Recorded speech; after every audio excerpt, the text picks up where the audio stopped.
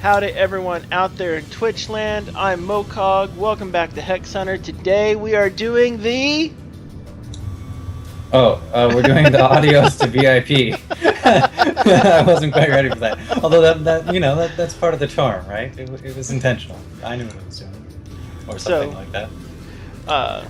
With my wonderful friend Function, we are doing another episode of the General's Tent. We are now doing it truly consecutively. I think we've done it literally for a month straight now. I think we've done it more than that. I think this is like week number 5 or 6 for us, which, I mean, not to pat myself on the back too hard, but I feel like we've done pretty well. Pretty soon we're going to hit like 20 episodes. Yeah. It'll be awesome, and if we can keep the streak up over a period of time, it'll be like those first months for just practice, and then we got our groove, and it'll be super awesome. Something like that. Yeah, something like that. But we've got some fun stuff to go about this time. Not as dramatic as like what happened with King Gabriel, but they decided that they also wanted to do a stress test and all sorts of cool stuff today. But there's other fun things too. Yeah, I mean, I think it's like a mini stress test. They kind of threw it together at the last minute. I'm not exactly sure what they're trying to stress test with it being thrown together kind of last minute like it is. But yeah, I mean, it's pretty cool. So I know they did a patch today, and one of the biggest things they did is that they took away the VIP, and which is why it's Adios VIP, we shall miss you. Yeah, the VIP bonus is long gone. It is no longer with us. Actually, and speaking of which, did you yourself buy in on the VIP? Yes, and I actually was able to do it because they did the previous VIP tournament. I was able to take the winnings from that and turn it into my VIP entry. Wait, you sold are you telling me that you sold your promos on the previous VIP? No, it's not that I sold those promos, but it was only because of the price increases that occurred because of people preparing for that VIP. I was able to sell enough cards to be able to fund the platinum outlay. Okay. I was about to say, because if you sold the alternate art VIP cards, I would have bought them off you. I'm still trying to get another 3 of each. I haven't been trying too hard, but I've been wanting to trade packs for them. I posted on the the subreddit for trading on there that hopefully somebody would want to trade with me. I found somebody, and then when I contacted him, he told me he'd sold them like 2 minutes sooner. But it turns out he got way more for them than I was going to offer. Yeah, even though he was going to take my offer, but he got more than I was going to, which is good for him. I mean, I'd rather have somebody get more for him because I'm not going to offer a whole lot for him because I don't want him that much. But I would like to have the 4 of Kralk and Inquisitor. Someone decided to finally put up the one of the collector's tier alternate arts that got distributed today. Well, there's a bunch of people, and we'll talk about that a little bit more when we get into the show, because I have maybe 2 cents to say about those alternate arts, because they're pretty spicy. But yes, they are definitely a spicy meatball. But yeah, so we'll definitely be talking a little bit over the new patch and some of the fun stuff that it brought in. Then you're going to be posting your new brainstorm soon. Yeah, I've been kind of a slacker on that one, but we'll talk about that as well. Then I had something really weird happen during one of my budget streams, and I have to share that with everyone a little bit later because, oh my god, I didn't know exactly how to count things. Yeah. And there's nothing worse to an accountant when you can't count things properly. That's definitely pretty real. Then figure we're also going to do a slightly different giveaway today too. Yeah, our giveaway's going to be fun. We might as well talk about it now. So this way everyone knows kind of about the giveaway before we actually do the giveaway. So we're doing 2 giveaways today. So one giveaway is Function is putting up any rare. So if it's a rare card in set 1, because we don't have a set 2 card yet, you will be able to name that rare, and if you win, you get it. He's got like no stipulations other than it has to be a rare. So if you need a living totem, you can't have the alternate art living totem because that's technically epic, but you can get a standard art living totem or a soul marble or an eldritch dreamer or any other tournament awesome amazing rare. I'm just saying it's a good idea. get something you might be missing. Yeah, I was trying to think of like what we could do to change it up, because getting boosters is fun and all. Actually, speaking of getting boosters, on our previous giveaway, one of the guys that we gave 2 boosters to, at least I think it was from the General's Tent giveaway, because I've been giving out a bunch of boosters to other folks, but I think it was on the General's Tent. He got an Angel of Dawn and a Wrathwood. Sweet. So nice. I mean, that's pretty awesome. That is some value there. But yeah, for that giveaway, because we're going to do 2 different giveaways. Mokog's going to do one as well. But my giveaway is going to be, if you win that one, just pick a rare and I'll give it to you. I mean, you could take Shrewd Manipulation, or you could take Soul Marble or Living Totem or something playable. You know, just whatever you feel like picking today is what you are going to get. I'll mail it to you if you give me your in-game stuff. We're going to do the giveaway later on in the show, but we figured might as well introduce it now. What are you going to do, though? What are you going to do? And I'm going to give away an alternate art Wrathwood Colossus. That's pretty cool. I like that alternate art Wrathwood Colossus. I like it. I like the alternate art one a lot more than the regular. It is definitely a very beautiful alternate art. And it's not the easiest thing to get on the Wheel of Fate. You do have to be a little bit lucky. Now, we don't have this in the show notes, but I've converted you, haven't I? Yeah. Well, I think I'm a true believer. I think I'm starting it there. Now, I was on Alucard's stream the other day, and he calls it Aluluck, and I get it, because every time he's streaming, he sees it go through. Oh, yeah. Aluluck. I get it. Makes sense. But I swear it's the buff of Kismet, because what Alucard does is that after he goes to a draft, if he's going to actually open his chests, he does so right after his payout, or otherwise he's directly into another event. Sure. So he's kind of turned it into a habit.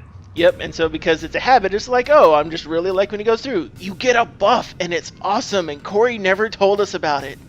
Yeah, no, there's totally a buff. I mean, there's got to be. It's totally possible that the odds and likelihood of stuff that I'm seeing, that I'm just that lucky person in this case, but it does seem a little bit too good to be real kind of thing in the way some of this stuff has been happening. Well, but anyhow, yeah, we'll get to that. Yeah, that's definitely one of those fun parts. So when it comes to what they've done with this most recent patch, so from my understanding, they took away the VIP, they added in the alternate arts, and then they've done a few cosmetic changes, one of which is this really snazzy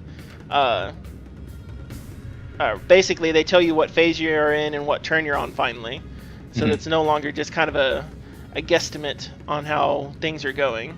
Yeah, they brought that back in. I think that was just like they were maybe trying to figure out where it best fit in the screen or something like that, but they brought it back in and found a nice spot for it, and I really like that, because we talked about that last week. That was one of the things that I kind of missed being there.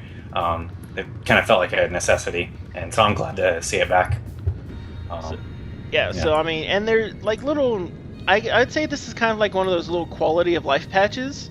Yeah. Where you don't expect the world, but it's those little things that help make it just a little bit nicer on the gameplay that I appreciate what they've got going on this patch. No, it wasn't a big patch, and actually, what I would say even, there might be like a bunch of back-end stuff we can't see. They fixed a couple bugs, probably some tournament stability stuff. But what I like most is that, they just threw it together and tossed it in. It's not like it was a big brouhaha about a patch incoming. They didn't even post about it until I think it was last night was when they first posted about there being a patch today. So it's nice that they're able to just quickly throw one together to fix the odds and ends that they have fixed. And, while they're working on the much larger patches, they can do that. So that's pretty cool. That's what I'm, I guess, more excited about.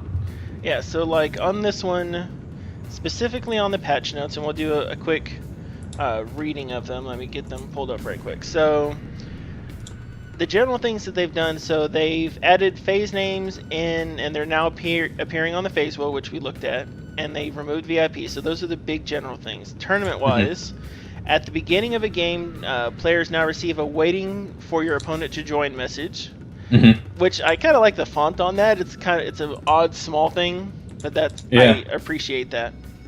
Yeah, I guess I overlooked that on the patch notes. I had read them and everything, and the patch notes are really short. But so when that window popped up, I was a little bit surprised by it. I just I guess they kind of forgot about it or something. And they apparently fixed a bug where players should no longer see both large and small versions of cards while drafting. I hadn't run across this bug yet in my drafts.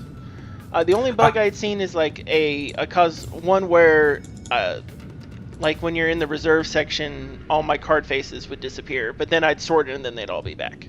Yeah, I've had that sorting one you're talking about. I hadn't run into the large and small cards one yet myself, and I actually had been drafting a lot the last couple of weeks. So I just happened to miss that one. But other folks had said, "Oh, I've had this bug pop up." So other folks had mentioned it to me. I just hadn't had it crop up yet. But yeah. So it's and we're facing Devil's Advice. But so and he says hi stream. Oh, what were you saying? We have a fan who decided to shoot a challenge over, and so now we're playing on our budget deck. Oh, nice. You're on the budget challenge account? Yep, I'm on the budget challenge account because if you're going to get free tournament tickets, do it on your budget account. Yeah. And speaking of which, so we haven't really mentioned that too much right now.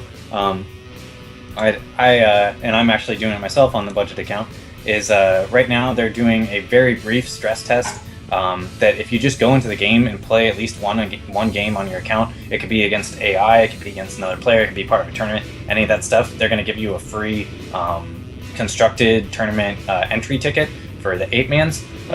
It serves a couple of purposes. It gets more people to play constructed, which kind of helps them out as well. You know, it gets more cards circulating or whatever other things are going on. And then it also, it gets people online to test whatever they're trying to test right now, which they didn't really say. But really all you have to do is play one game. So if you own multiple accounts, you might as well rotate through them real quick. It probably isn't what they had in mind, but, if they're going to throw it out there, then you might as well get the value. In our case, for the budget, I don't see any reason why we wouldn't be able to do this for the budget challenge. Granted, it's not all that much value, really, because all it is a constructed 8-man entry fee, and we don't even have that's the minimum guaranteed, if I remember reading it correctly. It's what? I think that's the minimum guaranteed, if I read that correctly. Oh, but I don't think they're giving out more than that. I think they're only giving out this. I don't think they're like, it's minimum guaranteed, but I don't think there's gonna be anything more than the minimum. I don't know. They could give away draft packs if it's kind of like a random. You logged in and you played a game, you get an entry into a certain thing. I mean, they didn't detail it, so they left it really open. Yeah, but I don't. I mean, a lot of things. Just because they left stuff out doesn't mean other stuff is going to happen. At least I don't expect much else.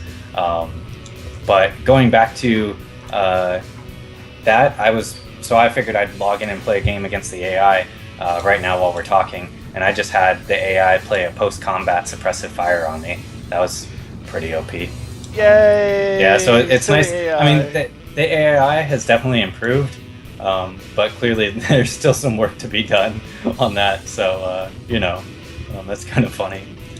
Anyhow, but going back to the patch notes and stuff, there was one thing that was left off of the patch notes, and I kind of confirmed it a little bit in chat with Fanteo or some other folks, is that if you've logged into the game, you might have noticed now there's, in the tournament section, there's constructed 8-man queues. That's kind of funny.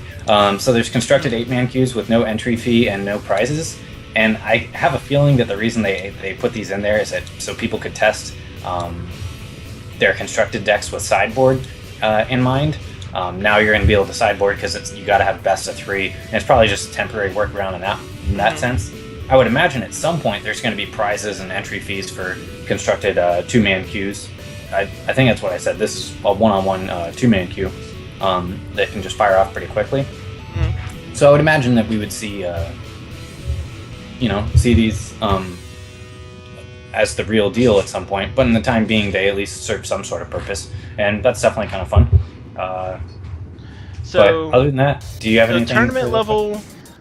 So make I understand it right, because I haven't looked at them too deeply, and then after we finish this, I actually want to go see if we can find them and actually make them pop on the stream.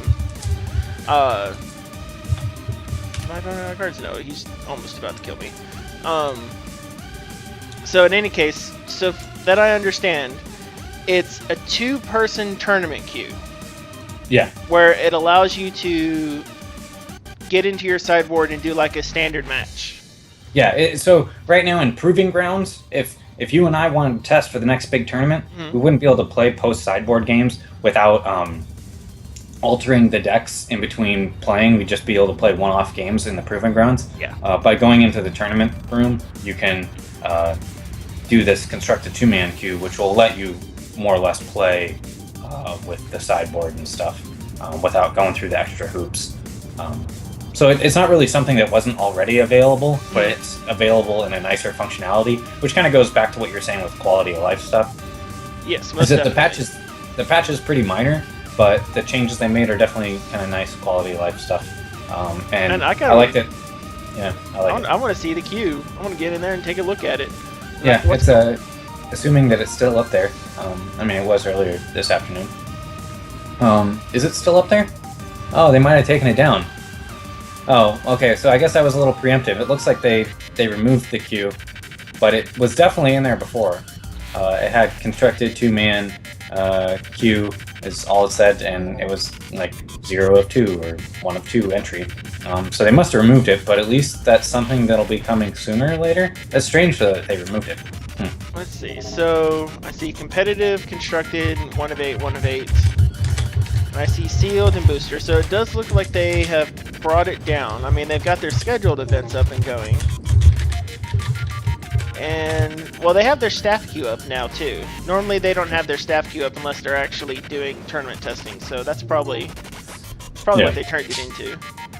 Yeah, who knows? So, I mean, they might have messed around with it. They might have realized that there was still 1 or 2 things that they needed to do to fix it. But it definitely was there earlier today. I'm not going crazy. They probably had it where it was actually paying out 5k gold to the winners by accident. That would have been hilarious. Yeah. So, now you're working on your brainstorm. What are you thinking for your next weekly brainstorm, though? Okay, so I meant to post the brainstorm yesterday. I've just kind of had a hectic last couple of days, I would suppose. And I haven't gotten around to it, but I'm going to close the brainstorm. I think we've gotten all the submissions we were going to get for the previous one. It was definitely a lot less than I was hoping, so I'm not really sure how I'm going to move forward with the next ones. We might cut part of like the episodic idea. We might only do 3 episodes or something rather than 4, where I was initially planning. The next one is going to probably be come up with NPCs for the dungeon, or come up with the lead-in encounter, the theme of it. Maybe do both as part of that, just so we can kind of cut it short. But with it, like, I want to continue all the way through, but if it's not as popular, it's harder for me to, I guess, be motivated to do it, which is kind of why I've been slacking a little bit on it. And yeah, so that's kind of a bummer. But that's pretty much all there is to say about the brainstorm, at least this week, really.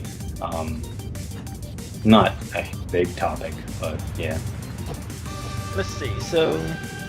oh, pardon me. I might be able to pick up a cheat... Oh god, that pack's already gone. No, it's still there.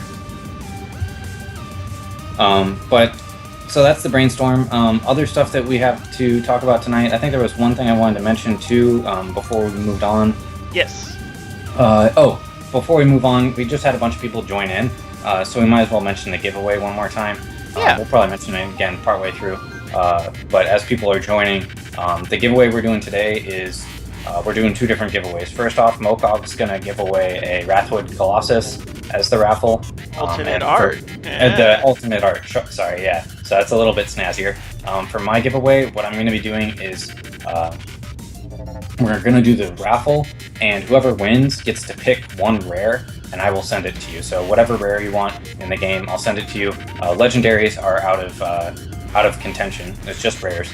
But if you wanted a Shrewd Manipulation, a Chronic Madness, or a Living Totem, whoever wins gets to take their pick and get their card. So that'll be kind of fun. It's something a little different than PAX, just because PAX all the time gets boring after a little bit. So yeah, that's what tonight's thing is going to be. Now, one of the other things is, so on a lot of our different giveaways that we've done so far, we've only allowed a single entry to go in. This time there's going to be multiple entries on both. So if you wanted something to, to reduce your shard count for loyal listening, this is a good way to do it. but that's the giveaway. What's our next topic on the show notes here? We got the collector's tier alternate arts. We're just added into the game today, and that's definitely pretty snazzy. I have quite a bit to talk about in this. Do you have anything in particular you want to start us off on? I think that Living Totem is snazzy. Yeah, the Living Totem card is really pretty.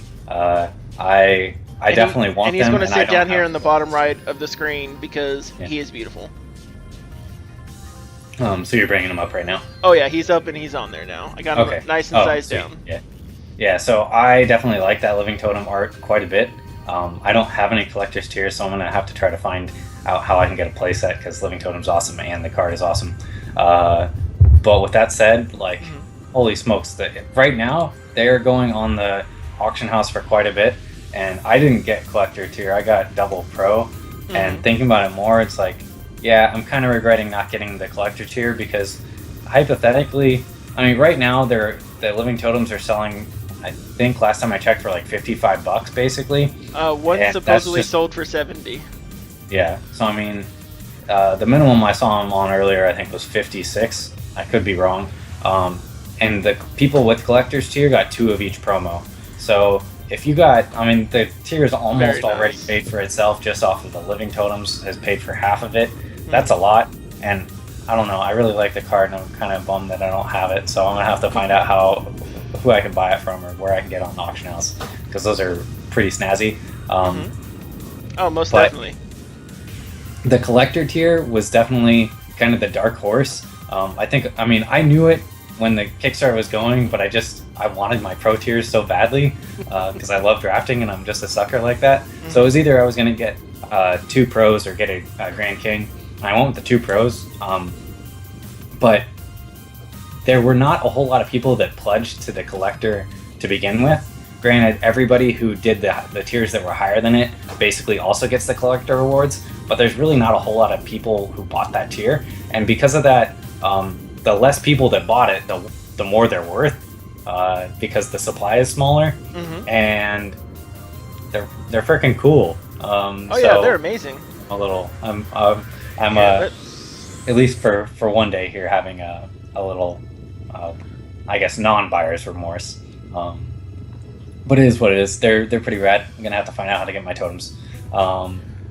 And let's see. It'll be interesting to see how the value of future Living Totem or future collector's tiers work out for the alternate arts. But one thing I would definitely say is that it is kind of awkward on their end, on Hex's end, I mean, that as the player base continues to increase, as we move into open beta or even full release, say that we had 2 million players at some point, active players, which is probably a dream, but if that happened, that'd be pretty awesome. That would be really sassy.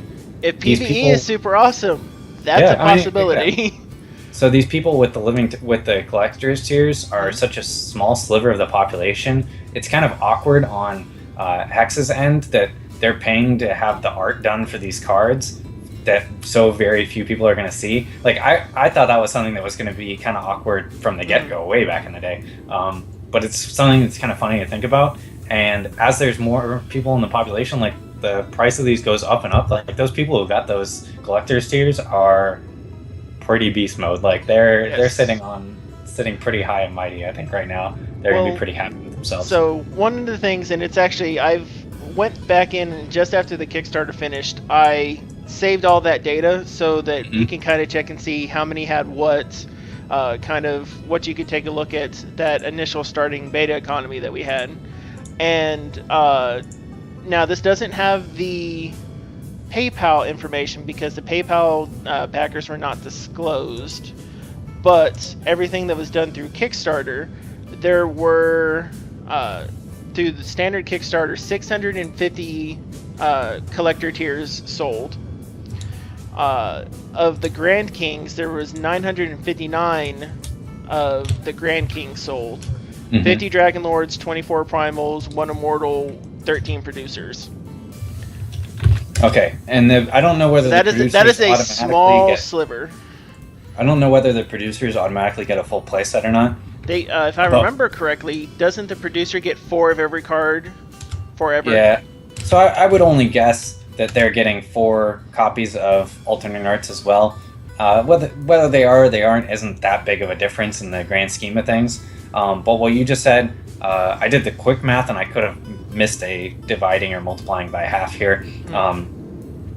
Is that adds up to 860 playsets, which is nothing. That's not a lot of playsets. Even within our current play environment, that's not a lot of playsets at all. No, it's not. So 70 is actually low ball. Yeah. That's what you'll pay for in closed beta right now. Not once you start getting a lot more people, a lot more interest in that card, and a lot more money actually flowing into the system. So something I find pretty strange here too is that the Gen Con alternate Ozawa, I sold one for $45. There's only one listed right now, and that one's $40. And I would say those are way less desirable than the Living Totems are. The Living Totems are going for $50 at the lowest.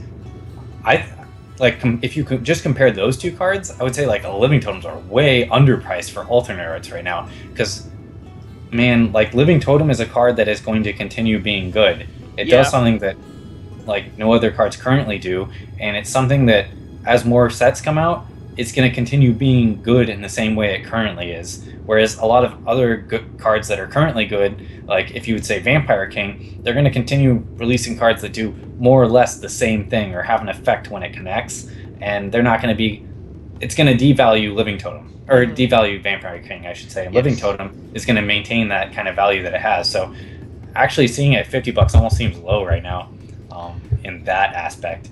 Well, there, no lie, the alternate art version is always going to have a special space, just like every alternate art MTG card that was ever printed always has a special space and always commands a value. Like almost every alternate art GP that you went to where you could get one of those types of cards eventually ends up selling for like $100. Yeah. What I would say even more on Living Totem, for those of us missing out on the alternate arts currently, you might want to take a chance and pick up some regular Living Totems on the cheap if you see them dip in price real quick. I would say if you do see them dip in price, it's only because people mistakenly are saying, oh, the alternate art's out, the main one's not worth as much. Anybody who's doing that is making a mistake, because the regular art ones are worth just the same as they were 3 days ago, or even 3 months ago before it was announced, because there's so few alternate art Living Totems out there that it's not really going to affect the overall price of the regular Living Totem. And the regular Living Totem, I mean, either version of the card, either art version, is going to continue being a good card that if you see it dip in price, you should probably pick them up, because they're going to go up over time. So, that's that. I think it'll also be interesting to see how future or alternate art collector cards are priced, just with kind of the unique situation they're in, where nobody is going to be able to gain that tier and acquire further cards. They occupy an interesting place in Hex's history from now on, I would suppose. Yes, so, long story short, you have to treat alternate art cards like you treat masterwork pieces of art. So anytime one of those goes up, they go to the Shelby auction and they're going to get whatever they're worth, whatever someone's willing to pay for them. And the reason that you have to treat them that way is because they're going to be so few in comparison to the total population.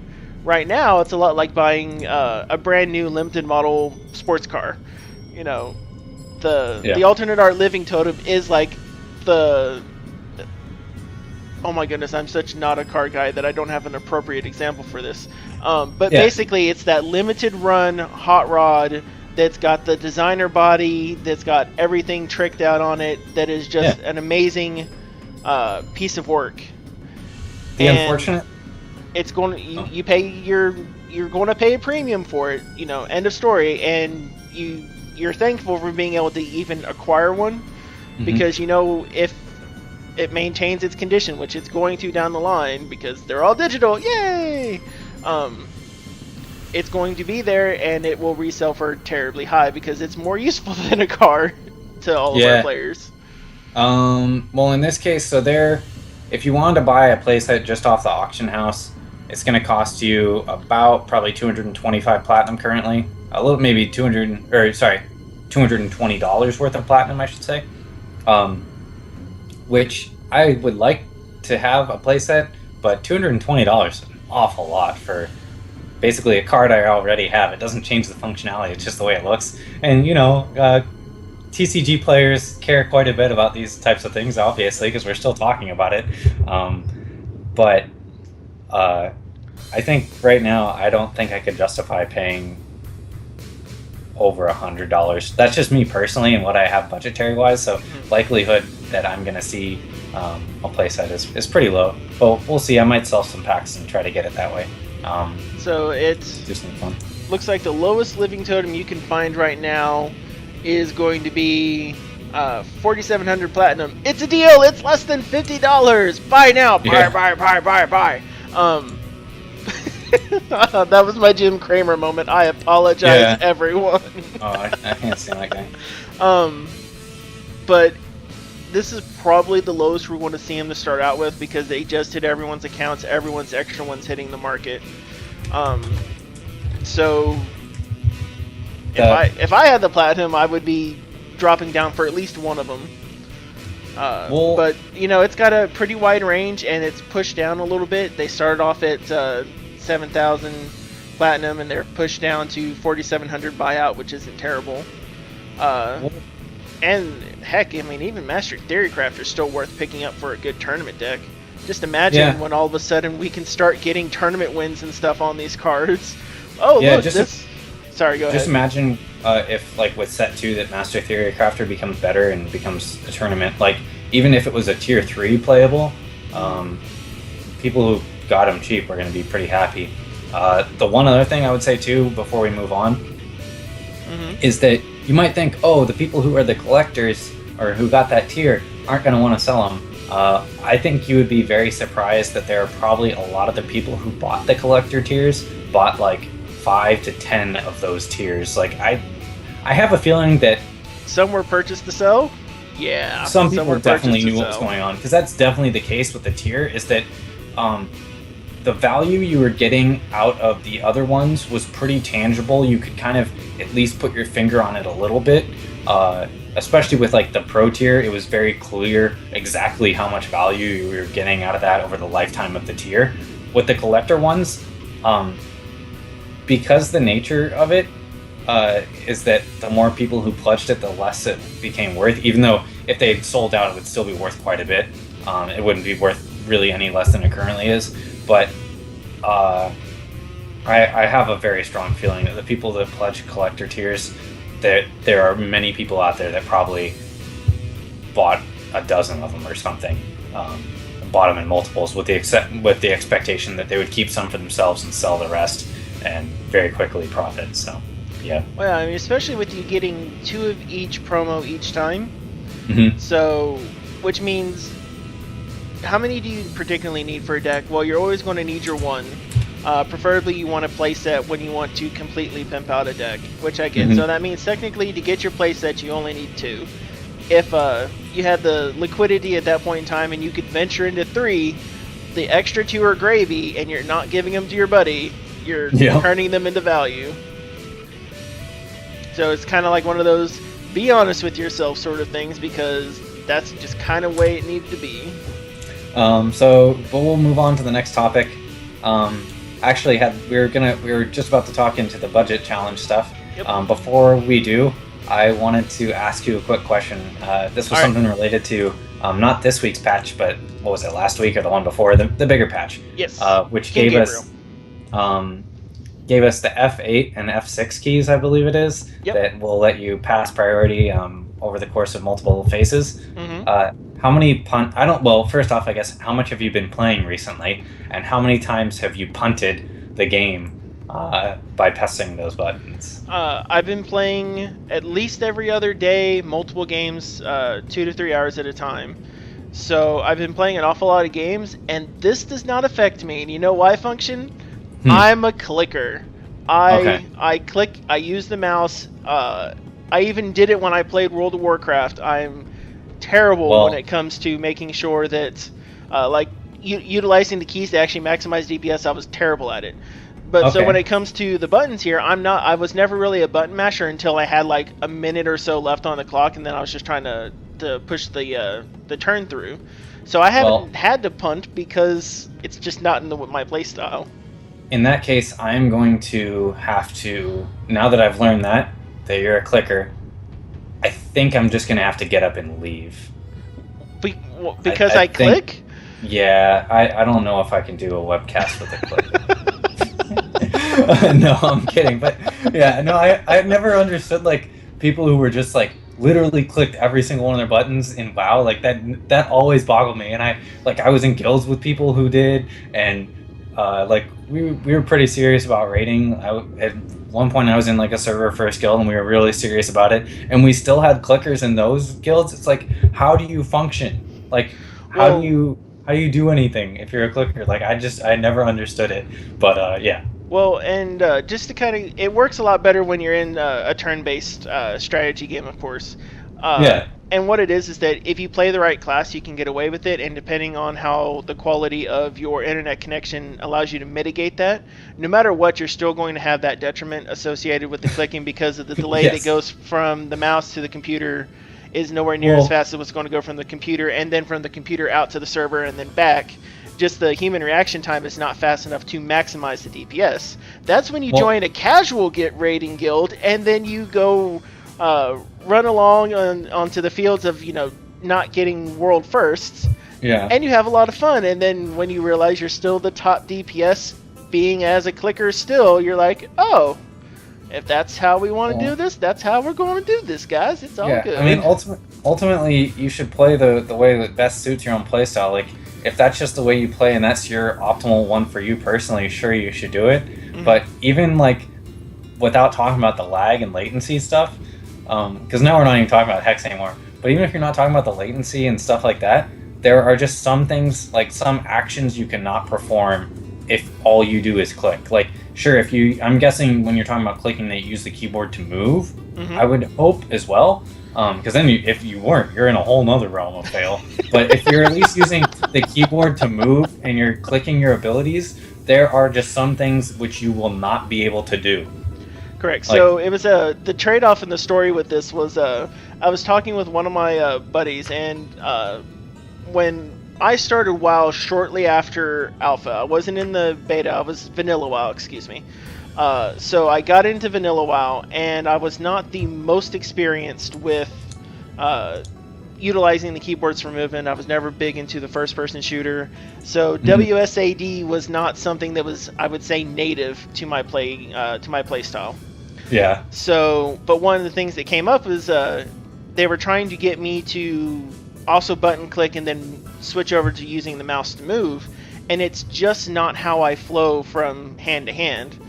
So I told him this is like, if you want me to not stand and fire during raids, then you need to stop bitching at me for clicking, because that's what keeps me from dying. And last time I checked, I survived the last round. You died in fire. So no. If you were, because I was also a raid leader, I would have mean things to say to you if you were. That's fine. I was not a very nice raid leader, I'll say that. Although usually, like, though I wasn't just like straight up mean. I would usually say the mean things in a funny way where everybody could laugh and get over it and start raiding again. But I was. You were the mean my raid raids leader? were fun. Well, yeah.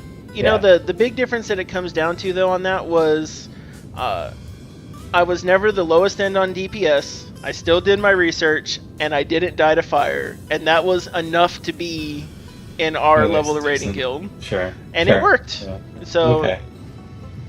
So moral of the story, coming back to where we started, is we were talking about the F6 and F8 keys. Is that because you were a clicker, you have not yet punted from the F6 and F8 keys.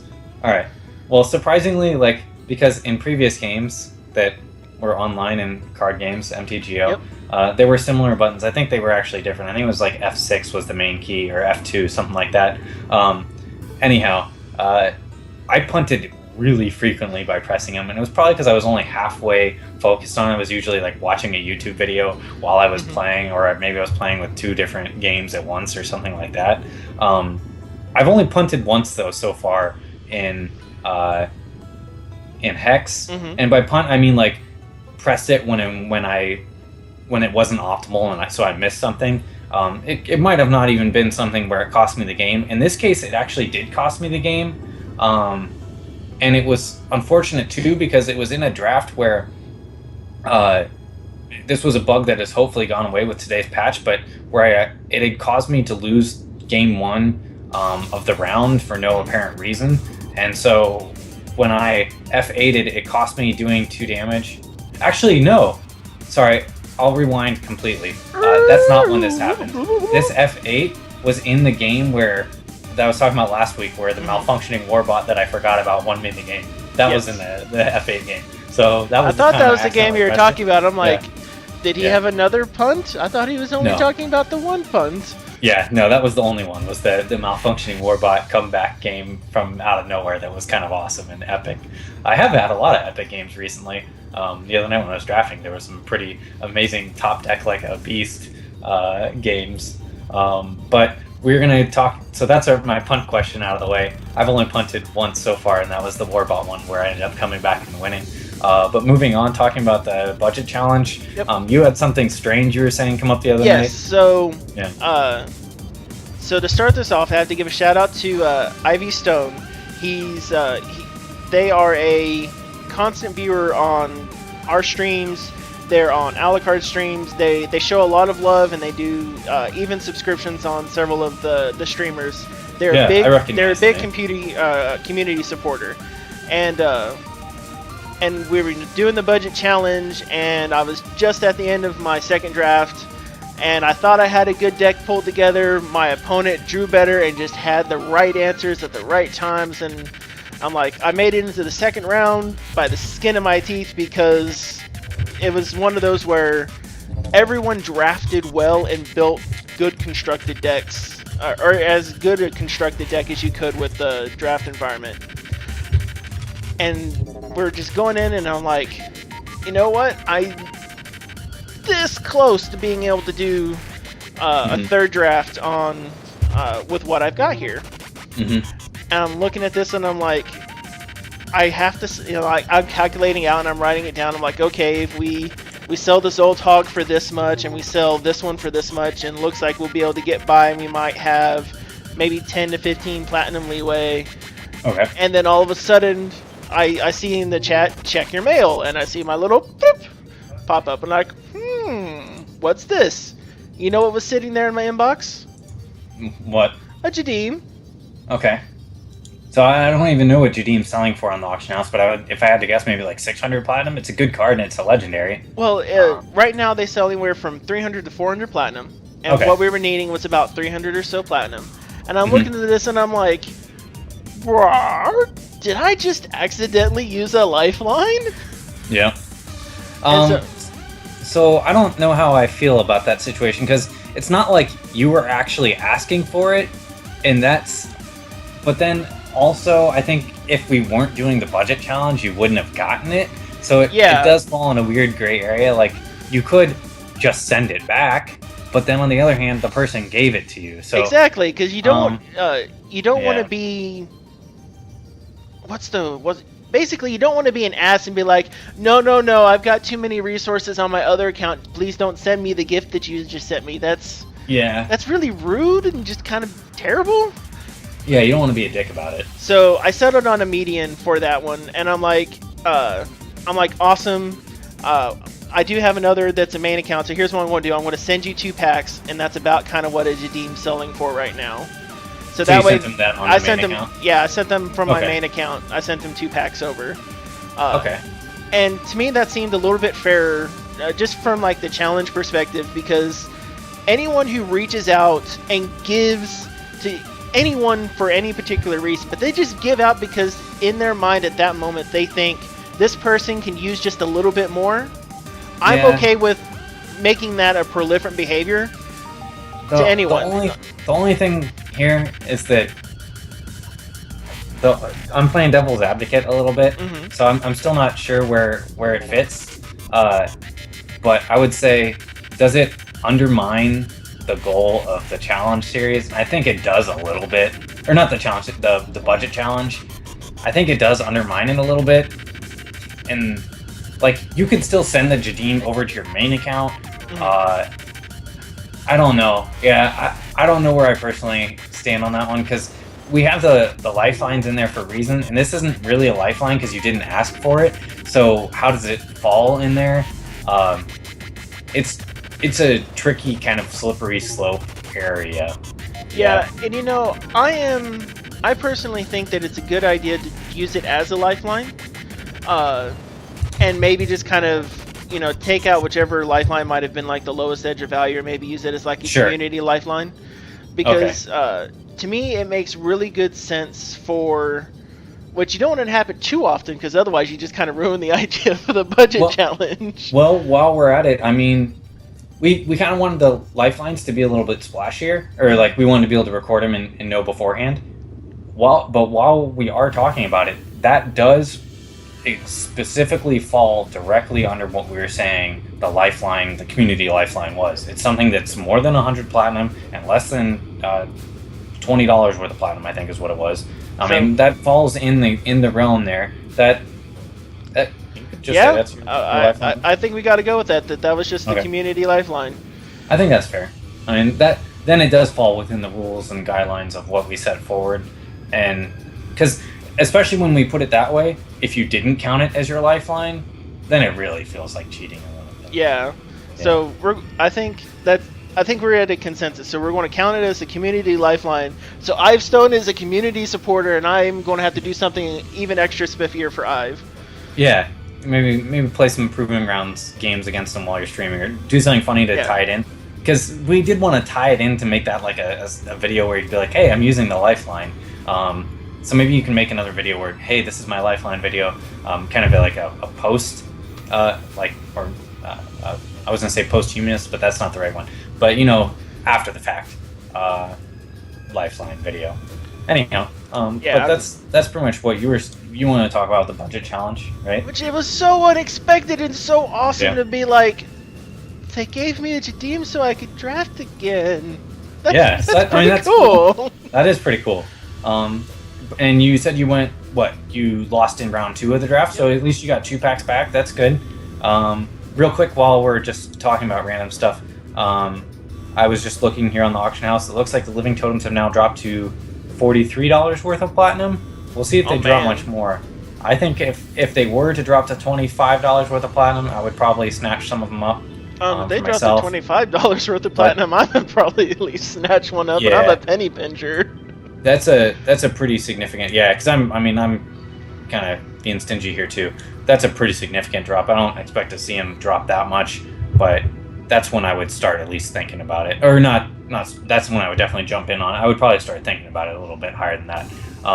But while we're talking about the budget challenge, what I would say is I was finally, because I had people asking me in chat in game, what the deal was with the budget challenge, and we kind of hit a road bump. Initially, we'd been planning to record a video every week for it, and we weren't able to the previous week because tournaments hadn't been in the game yet. Luckily, now they're back in, and I went on Twitch almost right away. Unfortunately, Thursday last week I was working, so I couldn't stream it all then. And Friday, I think I got called in to work as well, but I was still able to stream that night. So I streamed, I did one of the drafts, and I punted really hard. I think I did a Swiss draft and played all the way through. I might have gotten 1 pack. Or no, I can't remember. I'm going to have to actually go back and look. I think I actually only did a competitive draft. Yeah, that's what I did. I did a competitive just because that's what I was in the mood for. So I didn't get the achievement unlocked on the Swiss, if I'm not mistaken. I'm trying to remember. No, maybe I did do the Swiss. I'm going to have to go back and look. Either way, I did horrible. I don't really have much of an excuse other than that I was really tired that night. I just worked like 11 hours and worked 10 hours the previous day and hadn't gotten a lot of sleep, and it was pretty late. And so I did horrible that night. On Saturday, the next day, I had some time in between running errands because that was my day off, but I was still running a bunch of errands, and I did a draft that day and went 3-0. So it's too bad that wasn't my challenge one because that was on my main account. But yeah, I didn't do so hot that night. I'm still going to toss that video up there, though, because it was part of the challenge series, and that's what we're doing for it. But still with a budget one, my account's doing all right, because I still have 2 packs left from the original draft I won with, and I have a decent amount of platinum, so I'm still doing okay. But hopefully we'll be back in full force on the budget challenge. I'm hoping I might even be able to stream a little bit tonight or record again. Although I want to do some video editing as well, so we'll see. Very good. So we're going to go ahead and start up, and we're going to start with the alternate art Wrathwood Colossus. Okay. So we're going to, I don't have one to show you on the budget account, but you are able to enter multiple times. Be sure you check your shards. As soon as the stream's done, whoever is the winner of this will be, we will have one sent to you down in your mail. If you've been terribly unlucky and not blessed by Kismet, this is a good way to get one. And then after we do this one, we're going to do functions, which is going to be any rare that he actually has. Yep. So well, I have all the rares, so it's really, and even if for some reason I've overlooked it and I don't have some rare on my main account, I'll just buy one off the auction house and give it to you real quick. So you can pick what it'll be is when you win my raffle, you'll be able to pick any rare, not legendary, just rares, and I'll give you any rare. So I'll mail you a copy of it. So that'll be fun. But moving on, what's our next topic on here? All right, so now we did a little bit of talking about what we were thinking for set 2. So have you thought any more about what you were thinking about how we'd like to execute a set 2? Maybe a set 2 preview, or maybe some set 2 thoughts? Okay, so first off, there were a bunch of previews last week. Some of the more popular streamers, I guess is the best way to put it, got some previews. I think Hacky got one. Did you feel that a little bit too?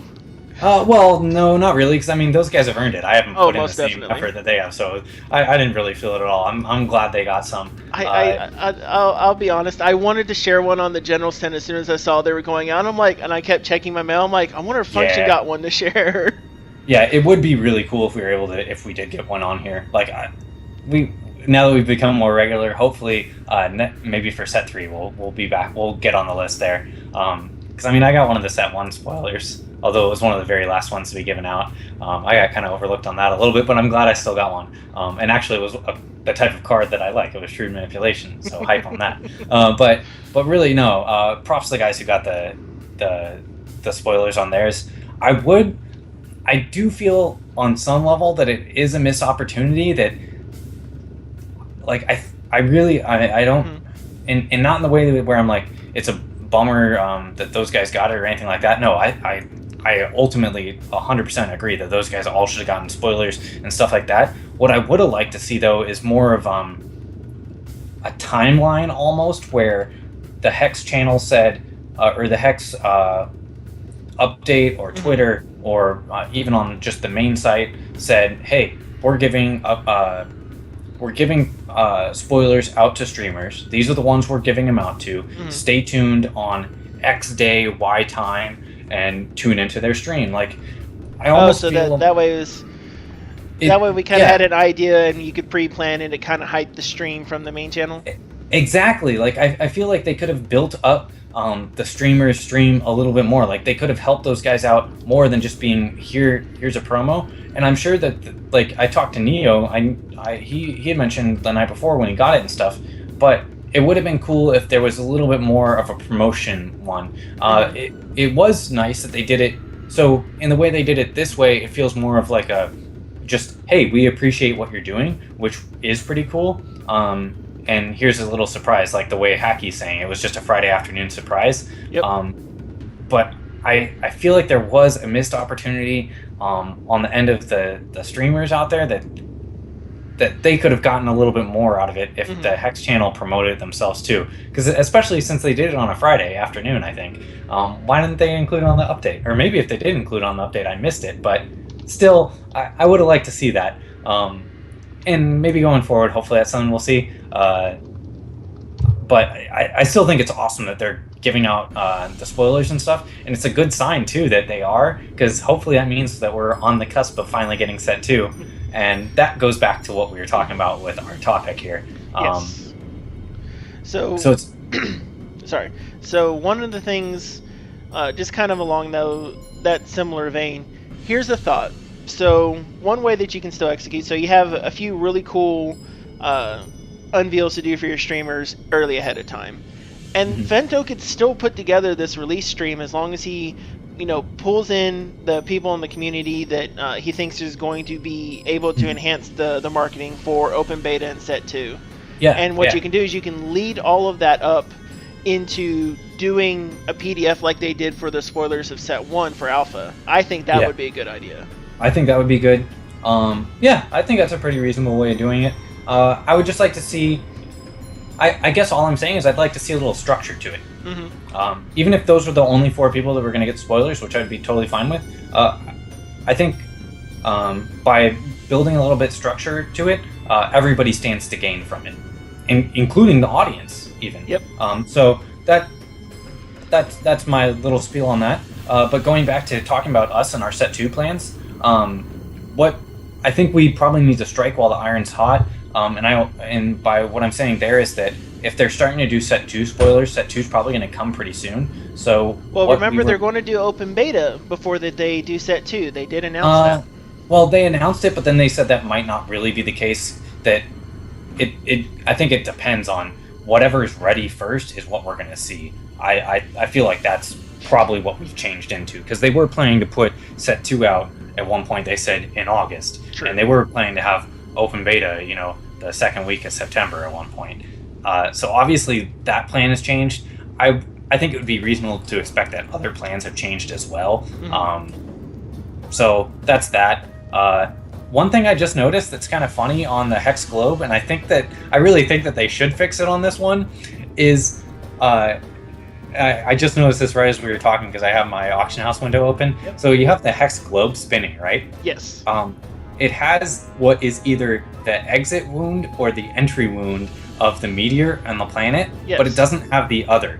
Like, if one is at one pole, then you should also be able to see the other wound, we'll call it, because that's kind of, it almost is a bullet wound for the meteor going through the planet. I agree. And even if it was underneath the ocean, like the other end was underneath water, you would still see it. Like, it would have... It's so big on one end that it would be big enough to come out of the ocean on the other. Well, here's the fun part. So if it struck ocean, there wouldn't be enough liquid on the planet to not go through and fill up whatever was there and then evaporate and fall down. And basically, it would either be an entirely rainy planet. It would have drained the entire planet of the water. Yeah. Yes. To fill the interior. It hit land, and you can't see it on this one because you can no longer adjust the globe. But when you could adjust the globe before the patch, there was actually a big crater that had what looked like a big hole in it that went down. But you can't see anymore because they've adjusted and tilted it this way a little bit. Oh, so it is. And so you're seeing the exit wound, I believe. There is like a little cratery looking thing, but it seems like where they're positioned, unless the meteor turned while it was inside the planet, that what looks like it might be a crater right now. It's like a little brown spot that kind of has cratery looking features. It's placed in a strange spot where the meteor would have had to come in at a really weird angle. And then left at a really weird angle? And then left at a really weird angle for that to happen. So anyways. But if the Hex comet has a sentience to it and it's not just a comet, then that can make sense. Maybe we're supposed to ask the question. Yeah, so, and even Hacky, the way he said it, is even more sensible. One sec, my wife's... I'm just saying it's because it's spinning. So my wife said it's because this planet is spinning, which even... It would have to be spinning really fast for that to be the case. Yeah. A little astrophysics. Let's talk astrophysics. Yeah. None of us are scientists. So no. But yeah, she walked in from the other room to say that. What Hacky's saying is there's magic involved. You can't question it. And that's probably the best answer. It's aliens or whatever the crazy hair guy says.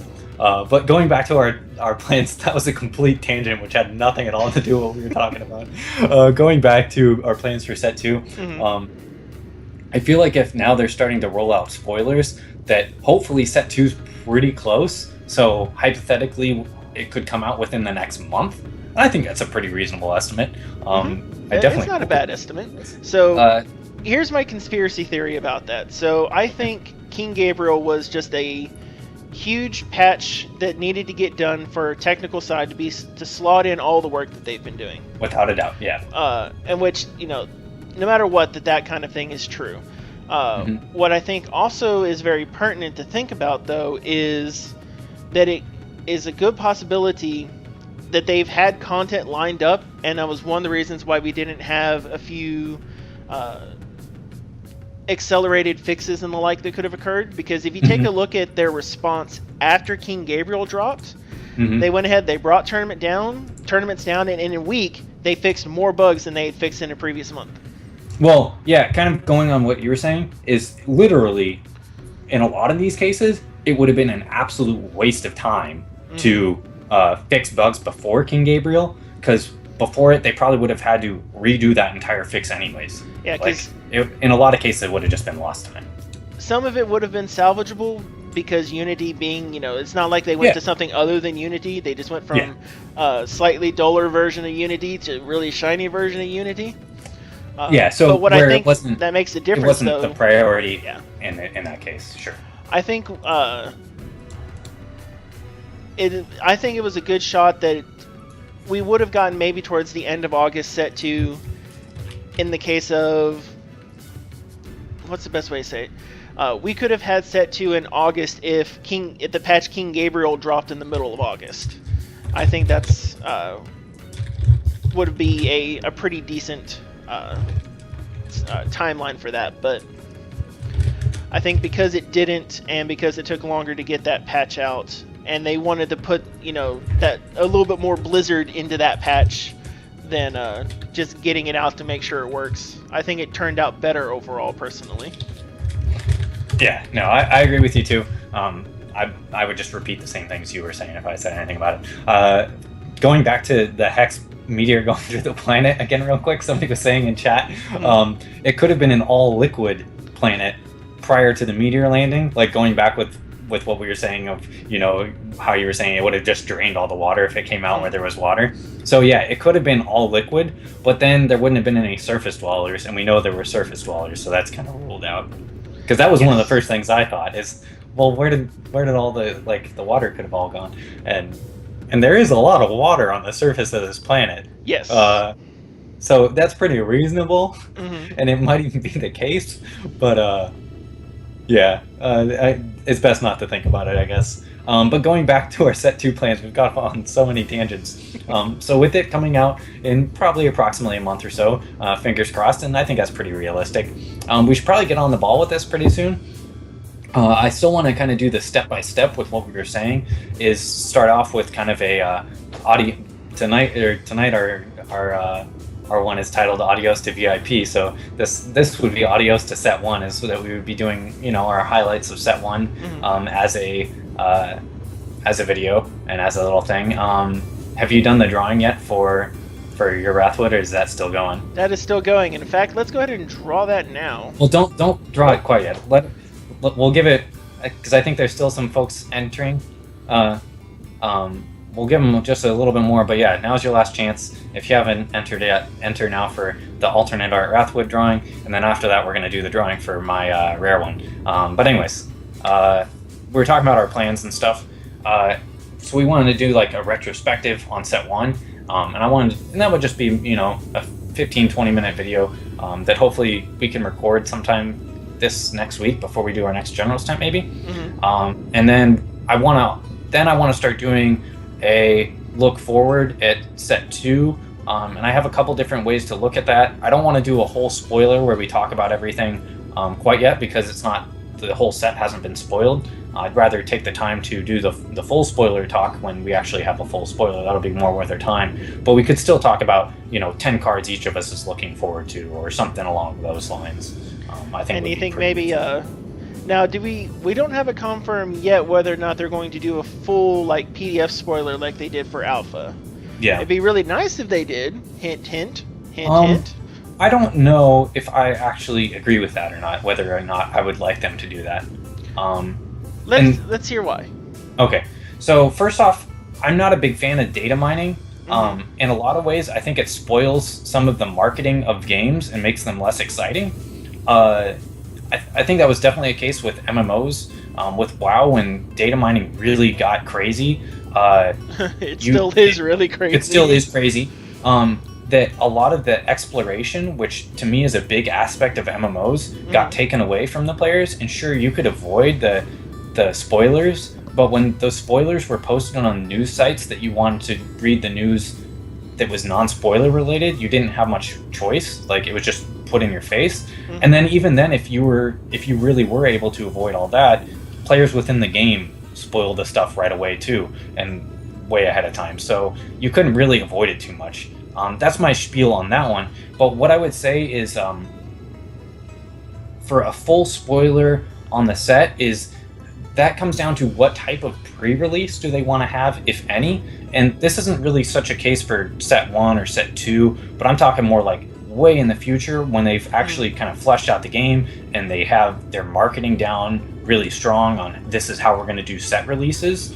Is if they do a full spoiler before they do we'll call it the pre-release, any type of events like that, it kind of takes away from the effect of the pre-release, that you're able to play with some cards before you've known about them. Maybe doing the full spoiler days, maybe a week before the pre-release event, I'd be okay with that. But doing it well ahead of it just feels like they're taking away from their own sales.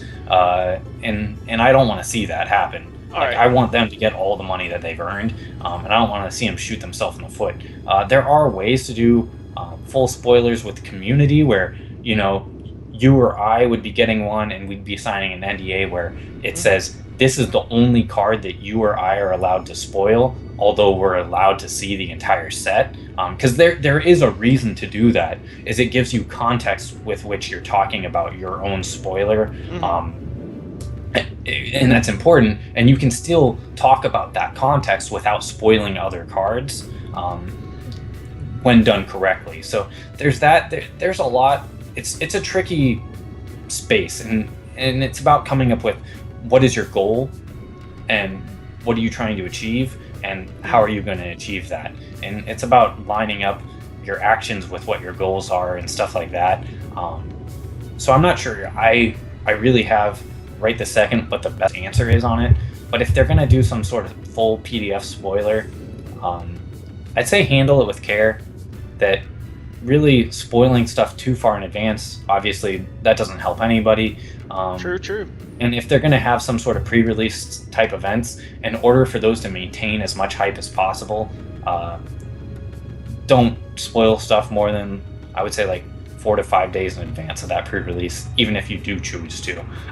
The way I personally would ideally do it, though, is have the spoiler come out the day after the pre-release, the first day of it. If they have a pre-release event and it takes the course over 5 days, have the spoiler come out after day 1 or 2.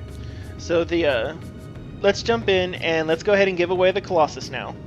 And then after we give away the Colossus, we'll open up yours, and then I will tell you what I think would be a good setup to actually for how you would integrate a PDF and all that good stuff. Yeah. So we have closed entry for the Wrathwood Colossus.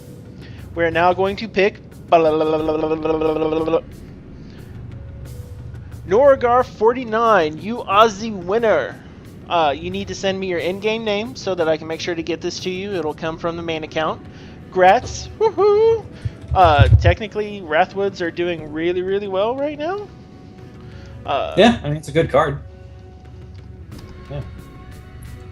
So I always pick them highly in draft, despite their expensive, cost resource-wise. They're good. So Wrathwood Colossus is now apparently a $20 card. Really? The lowest ones, looks like you can get it for 2,100 platinum. So, shiny, congrats. Is it really? I had no idea. Yeah, I have it pulled up now. So, the high end is astronomical, but with just alternate art Wrathwood, minimum bids are 2,000. So, and we're looking at all of them on the auction house. There's only one page of them. Yeah. So, if you have an alternate art Wrathwood, now is probably the time to sell it. Noragar, you're getting one for free. Yeah. This is boggling to me because I would have sworn I saw them going for like 500 2 weeks ago. Well, they were going for like 500 2 weeks ago. Okay. You could pick one up. I've come across 4 Wrathwood, alternate art Wrathwoods, because of the blessing of Kismet, because of when I roll. That Kismet buff. Like the first time I got one, I got 3 of them in a row. It was flipping amazing, and I danced in my chair like do do do do do. Yeah. All right. So in any case, Yeah, Kismet buff is real, no doubt. All right. Let's see. Let's make sure we've got. Is this one it? Yeah. But you want them to send you a message on Twitch, right? You can send me a message on Twitch, and you could do it here. I might miss it in the chat, but send it to me on Twitch, or you could send me a mail to Mokog. I'm the only actual Mokog there, or Hunter Mokog, and I'll write it down. Or you can send it to me on Twitter. You can send it to me on YouTube. I'm easy to get a hold of. Norgar, just send it to me. Going back to the Kismet buff real quick, I think if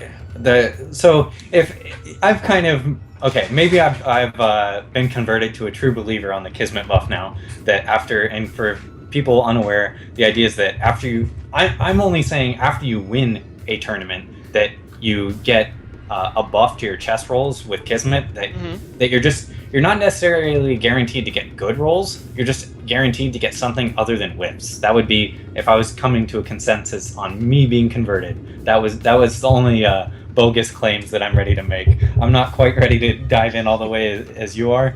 Well, from what I've observed, because I actually watched Cirrus go through a pack opening spree that was delicious and amazing at the same time.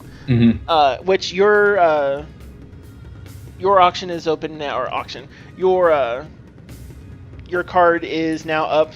Be sure you spend the shards. Multiple entries, cost 5 shards to enter. It is any rare in set 1. That is what you're going for. You can pick anything, anything from a shrew manipulation to a living totem. No legendaries. If you want commons or uncommons, I suppose you could ask for it. Just get the rare. Yeah. But that is now open and going. And as for the Kismet buff, I believe it is depending on if you participate in an event, I believe you get a small buff. I think if you win, you get an additional buff. And I think depending on certain actions you take within a certain period of time, you also get a buff. Okay. So my thought is you open 10 packs, I think you get a small buff. End of story. This is all conjecture. This is my theory on the power of Kismet. Okay. Participating in an event, you get a buff. Just participating, there's a small buff. Then if you win, I do think you get another buff, depending on the size of the tournament. I think depends on the size. Now we're probably talking fractions here, like maybe 3 or 4 multipliers that you could do that slightly improve your chances. And maybe one that guarantees you get something, but I think it's any payout though. So yeah. The one thing I would say in here that's so what I was gonna actually ask starting off that is at what point does the buff expire? And that's both based on uses and on time. I think it's definitely got uses in time. Yeah. So, I mean, clearly it's got uses for sure, else you would just roll everything you had after winning a tournament, if it exists, and we're still in conjecture land here. The next question is there a time constraint? So, there's a lot of times where I forget to roll my chest after winning a tournament to test out, and then, it seems like my buff might have disappeared. So I want to know more about this. I think it's on the payout of the tournament, which you experience when you win immediately. So I think it's only when the payout occurs, because that's a measurable event to do on the servers, not just when you drop, but you can be like, okay, everyone who participated now gets this. Yeah. That's just easier to code. And then I think size and Balhearth has a lot of shards. Oh yeah, Balhearth is in the channel all the time. He is parked in the channel and he is awesome. And he has saved his shards for everything. So you can enter in multiple times on this one. So if you need something to complete out your playset, Balhearth, now's the time to get it. Well, really, the answer was if you need something complete replace you should have gotten the Wrathwood and then sold it, apparently. But anyways, that's our little spiel about Kismet and her buff. It's still all conjecture, but I'm starting to become, as much as I hate to say it, I'm starting to become a true believer on this. I don't. It probably doesn't exist at all. We're probably just imagining things and kind of seeing what we want to see. But I'm slowly but surely becoming converted. Well, you know what? I may see what I want to see, but I am seeing things that are really surprising to me. Yeah, I guess that's the other part. You might be seeing what you want to see, but what you're seeing is pretty damn good, because I rolled a Vampire King off the chest last night when I won. Well, and you know, and I'm not saying that the prizes and the like you get are magnified from it. I think it gives you a buff to your chance of winning. And at that point, because I think you win gold, that's a win. You get a free roll, that's a win. Yeah. But sometimes you do get lucky and you go triple mushroom, gold mushrooms, or triple red mushrooms, and you get a whole bunch of cool stuff. Or you get the spider dingy-mabobbers or the masks. Yeah, I think I got 3 red spiders is what I got last night. So and I think when that stuff happens, 1, awesome. And 2, when all of a sudden it changed, it goes from all of a sudden you're at, you get those 3, and then you chain into an alternate art card, and then you chain into a, even if they're the common alternate arts and the chain common mercs, that's still a really weird chain that all of a sudden it went bam, bam, bam. You're not supposed to hit 3 in a row like that. You had 1 lucky roll. It's that like you had 8 lucky rolls. And like that's what has me believing it. Because I did it after I drafted the other night on Saturday while I was streaming, and I think I had like 10 rolls in a row that were all pretty bonkers. So, but okay, going back to that, we were talking about set 2 and stuff, and we were talking about what we're gonna do for it, what we have planned. Hopefully, you and I can find some time maybe in the next week or so and record some material, either whether it's on stream on a non-general stream or whether it's offline. We can figure something out. I can tell you what, my weekend just opened up actually. All right, well then we'll have to take a look at that. But moving on, we're going to talk about what you thought about spoilers. So going to play that guy to kill him. So one of the things that I think you can do with spoilers that can be a little bit unique and that kind of works with the digital nature of it is you can, and I suppose you can also execute this physically as well. You can go ahead and implement set 2 into the client without allowing it to actually go out into the auction house, without allowing it to proc yet. So one of the things that you can do is that you can set everything up for a set of pre-release tournaments beforehand and just immediately have a pre-release draft before the official release of a set. Sure. And then sprinkle it in, or you can make them surprises, or you can do like they're doing today with the stress test and just have it be an event. Yeah, I wouldn't want it to be a surprise. Yeah, you don't want it to be a surprise, but you can do shenanigans like that, fun shenanigans. And one of the things that I think would be do really well is to have something like sealed and draft play, so the limited play as your pre-release before spoilers. Yeah. And then release your spoilers in between before you get to constructed. Yep. Yeah. Then you want it probably about a week, maybe 2 weeks before you would expect major constructed stuff to occur. So that way you can do a pre-release. Everyone has the cards in there. They're all the cards. Maybe if you want, you could toggle them only versus the AI until release, or something that seems fair for what the community is feeling out at that point. Or not fair, You can just have it be like, you participated in the pre-release, so you have access to tunneling before everyone else. Yeah. Or you can do something along those lines, which might be fun, but I think that's a little community fairness-wise. But you release right after you do your pre-release event. You just, the next day or at the 0th hour after the last tournament fires, release the PDF out there, and it's going to hit everyone like wildfire. For anybody who just joined in, real quick, they're doing like a little pseudo stress test right now in game. Unfortunately, Mokog and I aren't really able to participate in it since we're doing this. But for anybody watching, I suggest that you log into the game and at the very least play a game against the AI. You're going to get a reward for it, which is a constructed entry ticket. That might not be the most helpful thing, but if you're trying to go for value, I feel like we might as at least mention it. Hopefully you could play in like a draft or something like that. They might get more info out of that since that's probably a little bit more data intensive for them.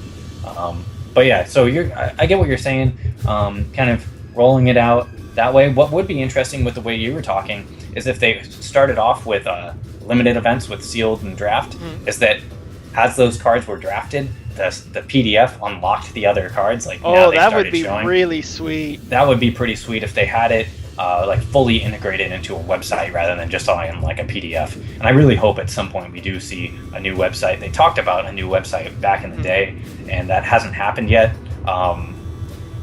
It seemed like it was going to be pretty soon, but a lot of stuff has seemed like it was going to be pretty soon. But that seems like something that would be pretty important to have on the website, is a card spoiler or a card database on there. Going back to it a little bit also from the other angle as far as data mining and spoilers goes, is it's kind of unfortunate. A lot of the data for set 2 cards has been data mineable on there for a while, and I think that's probably even something taboo that we're probably not supposed to talk about. But since I've already mentioned it kind of before I thought about it, is that a lot of it was out there. And from what I understand, because I didn't go out there and look for it because I want some of the stuff to be a surprise, even though I'm a competitive player and it might give you an edge or something like that, I still just want to maintain that surprise for my own enjoyment. From what I understand, they've taken some countermeasures to make it a little bit harder. While not impossible, they've made it more difficult. Good idea. Which I like. But ideally, in my ideal world, data mining would not be possible. They wouldn't release any information about the game until it was an official release. Like, I see data mining as something unofficial. Some people could say, well, they put it out there for me to go find. That makes it official in their mind. That's their justification. My outlook on it would be until they officially post something on the website that says this is coming out, these are spoilers for cards, then in that case that wouldn't be official until then. So yeah, I think data mining can work really well when you're pulling up I would say non-game assets or non-definitive assets like attack powers, abilities, how things function. To me, data mining works really well for like certain types of arts. So for good and for bad, because sometimes arts are left in there because they might be used on one card, but when like what we had in alpha where they switched around a bunch of art and I don't have too big a problem with around art either. So I think data mining art assets isn't near as impacting as pulling out the game mechanics and all of those.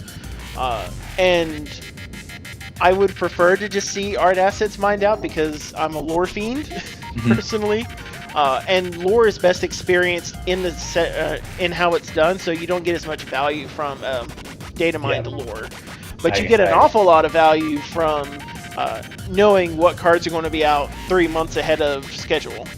And there might even be, like you were saying, you're getting a competitive edge from knowing about stuff before it comes out, or maybe you can kind of figure stuff out for yourself and kind of work the auction house a little bit or something like that. But it actually does have a significant market impact. So the spoilers already have had an impact on a card like Zombie Plague. Zombie Plague used to be a $3 legendary. It's now a $7 to $9 legendary. So there's that for the data mining aspect. The other part, which I would say is much more significant, and there's definitely no denying on this, is there is a big marketing impact for any type of game when they unofficially release information about that game. That it takes away from their hype machine. That if they have something planned out where they've built this marketing plan, and it's supposed to take, and they've weeks in advance, they know that this is something that they're going to start doing at some point. They're going to start their marketing campaign, and the information about that campaign is leaked well before the campaign starts. It's a huge blow. Like, they've lost a lot of their money that they spent on that, and they probably lost a lot of the hype that they might have had. There's no way of knowing for sure because something only can happen once. You can't rewind time and find out if they would or wouldn't have. But it's pretty clear that if there was a massive spoiler, that it probably is going to impact the sales of the set, and nobody wants to see it. We all want to see Hex succeed. So. All right, so the next thing we've got up is before we conclude your giveaway, we're going to crack a pack. Okay. And to do that, so that I don't noob out and just show everyone all of my crazy personal details, we're going to switch to the green screen of the forest. Okay. And then we're going to switch over to the main account from the budget account. Wait, so when you mailed the Wrathwood, that wasn't on your budget account, was it? No, the Wrathwood is going to come from my main account. Oh, I thought, for some reason, I thought you said you'd already sent it. I was like, oh. No, we just went and looked at it. Sure. But yeah, so that's my little spiel about spoilers. And hopefully we're going to come up with our own little way of looking at set 2 cards pretty soon. So, fun stuff. Shazam! And we're back. You wouldn't know the difference because we can't customize the backgrounds yet. But one day we will, and it will be sweet. I think that's part of what Keeps is supposed to do, right? You get kind of the customized entry screen. You should be able to like see your keep and stuff in the background. Yeah, I mean, that sounds like, based on the way it looks and stuff, I think that seems pretty reasonable. Like, you could build it out, and I don't see why you wouldn't be able to have your keep in there. You know? It would be cool even if you were able to have different champions in the front, just based on your own preference. Like, you were able to toggle different opening screens to just have whatever you like to see, whatever got you excited about logging in. Alright, so now we are knee-deep in the pack. It should be coming up here in a few moments, I hope. Yep. Alright, and I think we've got a fun rare this time, too. Okay, we'll let it load up. We'll let it load up here. And we'll go ahead and do a quick advertisement for the giveaway. So, and remember, so this is an unlimited entry giveaway. It costs 5 shards to enter. You get to pick any rare from set 1, and that is the prize. So whether you want it to be something like an Eldritch Dreamer, or maybe a Soul Marble, or maybe you need, what would be, maybe you happen to need another Falconer to complete out your Gore Feast deck. Function is going to be putting this one up, and he will be sending it your way. Alright, so we got the pack loaded up. Yes. And yeah, this you were right. This is an interesting rare because I do have a little bit to say about this particular, escalation cards as picks during draft. It's kind of interesting. I think they're a little bit of a trap. Still, in this case, getting a 3/3 for 3 is not bad by any means. I mean, it's pretty much identical to putting the effigy with a wild gem in there. I think Crash of Beast is double wild threshold, so that's a little bit different.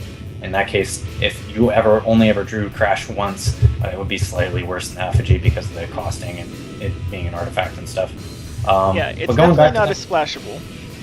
It's not, but I mean, it's still pretty. You can play it pretty late and all that stuff. It's just not that. It's not a beast mode slam dunk pick. And I have a little bit more to say about it, but looking at the rest of the pack, this is not a very exciting pack at all. It's pretty much across the board pretty bland. I think it's an easy pick in this case because Crash of Beast, aside from having its value outside of the draft, a 3 for 3/3 Crush is still good. Yeah. No matter what. So even if you see it once, it's a 3 for 3/3 Crush. Okay. Yeah. So it's better than a bear. So I would still first pick that Rhino out of what's in the rest of the pack. And then what I see here though is that I see support for Wild almost generally on the second pick, because there's a good chance you can get that Evolve. There's a good chance you'll get that Wild Aura.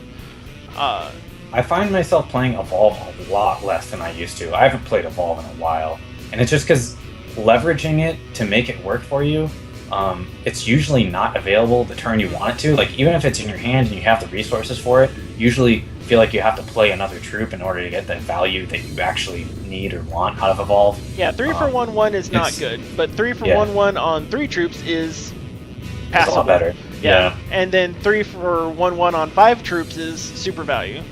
Yeah. So, I mean, it's definitely good in some cases. It's just sometimes it's harder to leverage than you might think.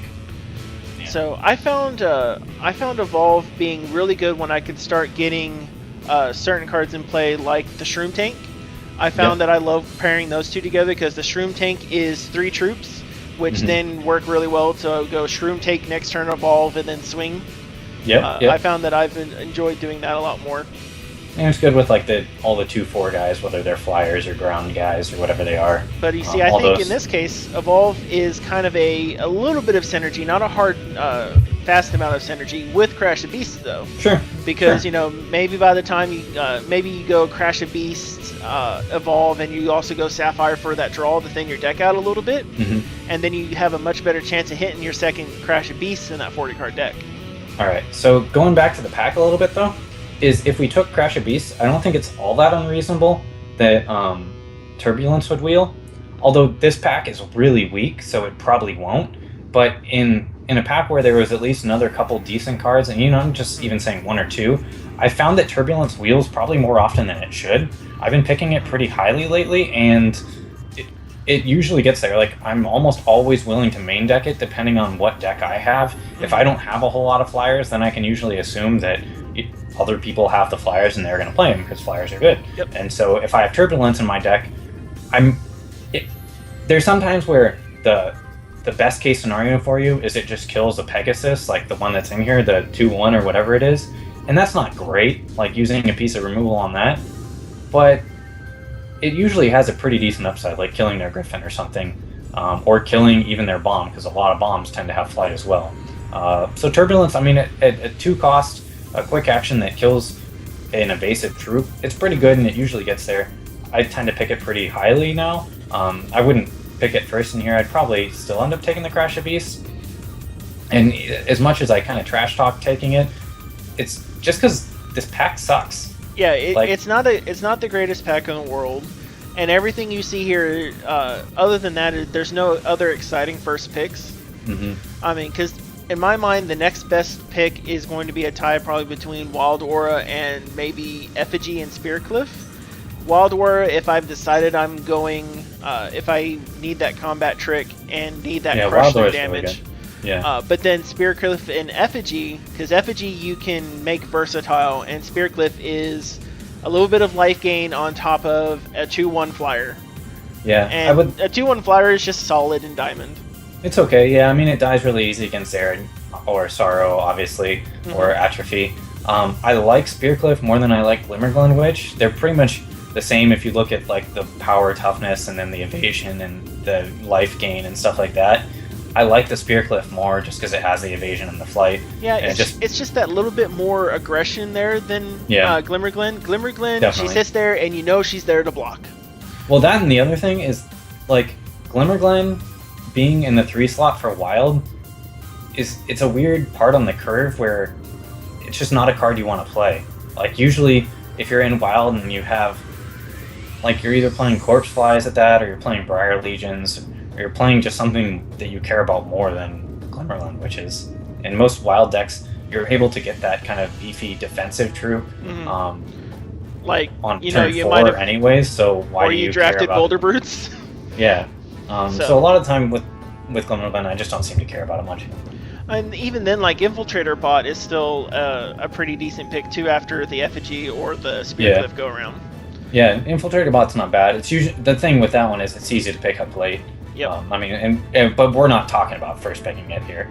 Yeah, it's not a first pick, but it's definitely one of those you wouldn't be sad to see it come around on the wheel. Especially if you do end up going mono wild, you're going to want something to perform that artifact blocking function. And worst case scenario, the Infiltrator Bot will still kill something. Yeah, and so we're going back to the Crash, because I think that's what we're both agreeing we'd take here. Yeah. If you didn't take the Crash, the likelihood that somebody next to you is going to take it is pretty high, just because they see a rare that at least it's a rare looks escalation. Decent. And it kind of, I would say in draft, it's kind of a trap. Like, if there were a murder in here, I'd probably take the murderer over it. There's a lot of stuff I would take over it, because you don't really draw it a second time all that often. It happens every once in a while, but the likelihood of you drawing it twice in a draft is not very high. So it's not bad. I mean, neither of us are saying it's bad. It's just this pack kind of sucks, and so it's kind of the best out of a crappy pack. It's the best out of a bad world. Yeah. So it's not bad. I mean, you're happy to take it because it's probably, I don't know what it sells for, but it probably sells decently. It does a good job. It's not the highest escalation, but it's definitely no chump because it's also used in the double pack deck, which is really popular right now. And if you do draw it a second time in the draft, then you're sitting pretty high and mighty. Oh, and if for some reason someone passes one and you picked one, that's also because have you noticed that every once in a while you start getting a couple rares that show up twice it in happens. the packs? Well, the other night on Saturday, I got pick one, pack one Victoria. And I was like, yeah, you know what, we're gonna do it because she turns out to be pretty good in draft. And when you end up drafting her, what you want to do is draft a deck that the only thing it cares about is turning troops sideways. Like, you don't really care about interacting with the other player. You just want to race 100% of the time, like every single game. All you care about is turning your troops sideways. In a lot of cases, even if it's a bad trade, you're still going to do it so long as one of your guys gets through and you get some damage in and gain some life. So turn them sideways and maybe a combat trick if you can get one. Exactly. And I ended up drafting 2 of them. I had pick one, pack one. Oh, nice. Pack 3, pick one, I think it was. Or I might have been past it, pick 2 of pack 3 or something like that. But I had 2 of them. And another thing I would say on Victoria, while we're going off on tangents, is in draft, it's usually not the right call to play turn 1. You usually want to wait until you actually have something to follow her up with that turn. And I'm saying if she ends up being 0 cost, you usually want to wait until like turn 3 when you can play her and then immediately the same turn play a Briar Legion or something. Yeah. So that you guarantee her value. Yeah, or you don't absolutely guarantee it. They might use a burn on her or something, but you definitely increase the likelihood of getting the value out of her for sure. Well, I mean, for a slot in your deck and a free cost for something that was in your opening hand, to soak a burn is not bad. Yeah, no, it's not bad at all. All right, so do we want to see if Kismet has a chance of gracing us with, for no good reason, something cool, or shall we draw? In this first? case, it's no good reason. You might as well roll. There's no reason not to. All right, so we'll go ahead and roll. Do you want to go ahead and do the drawing now?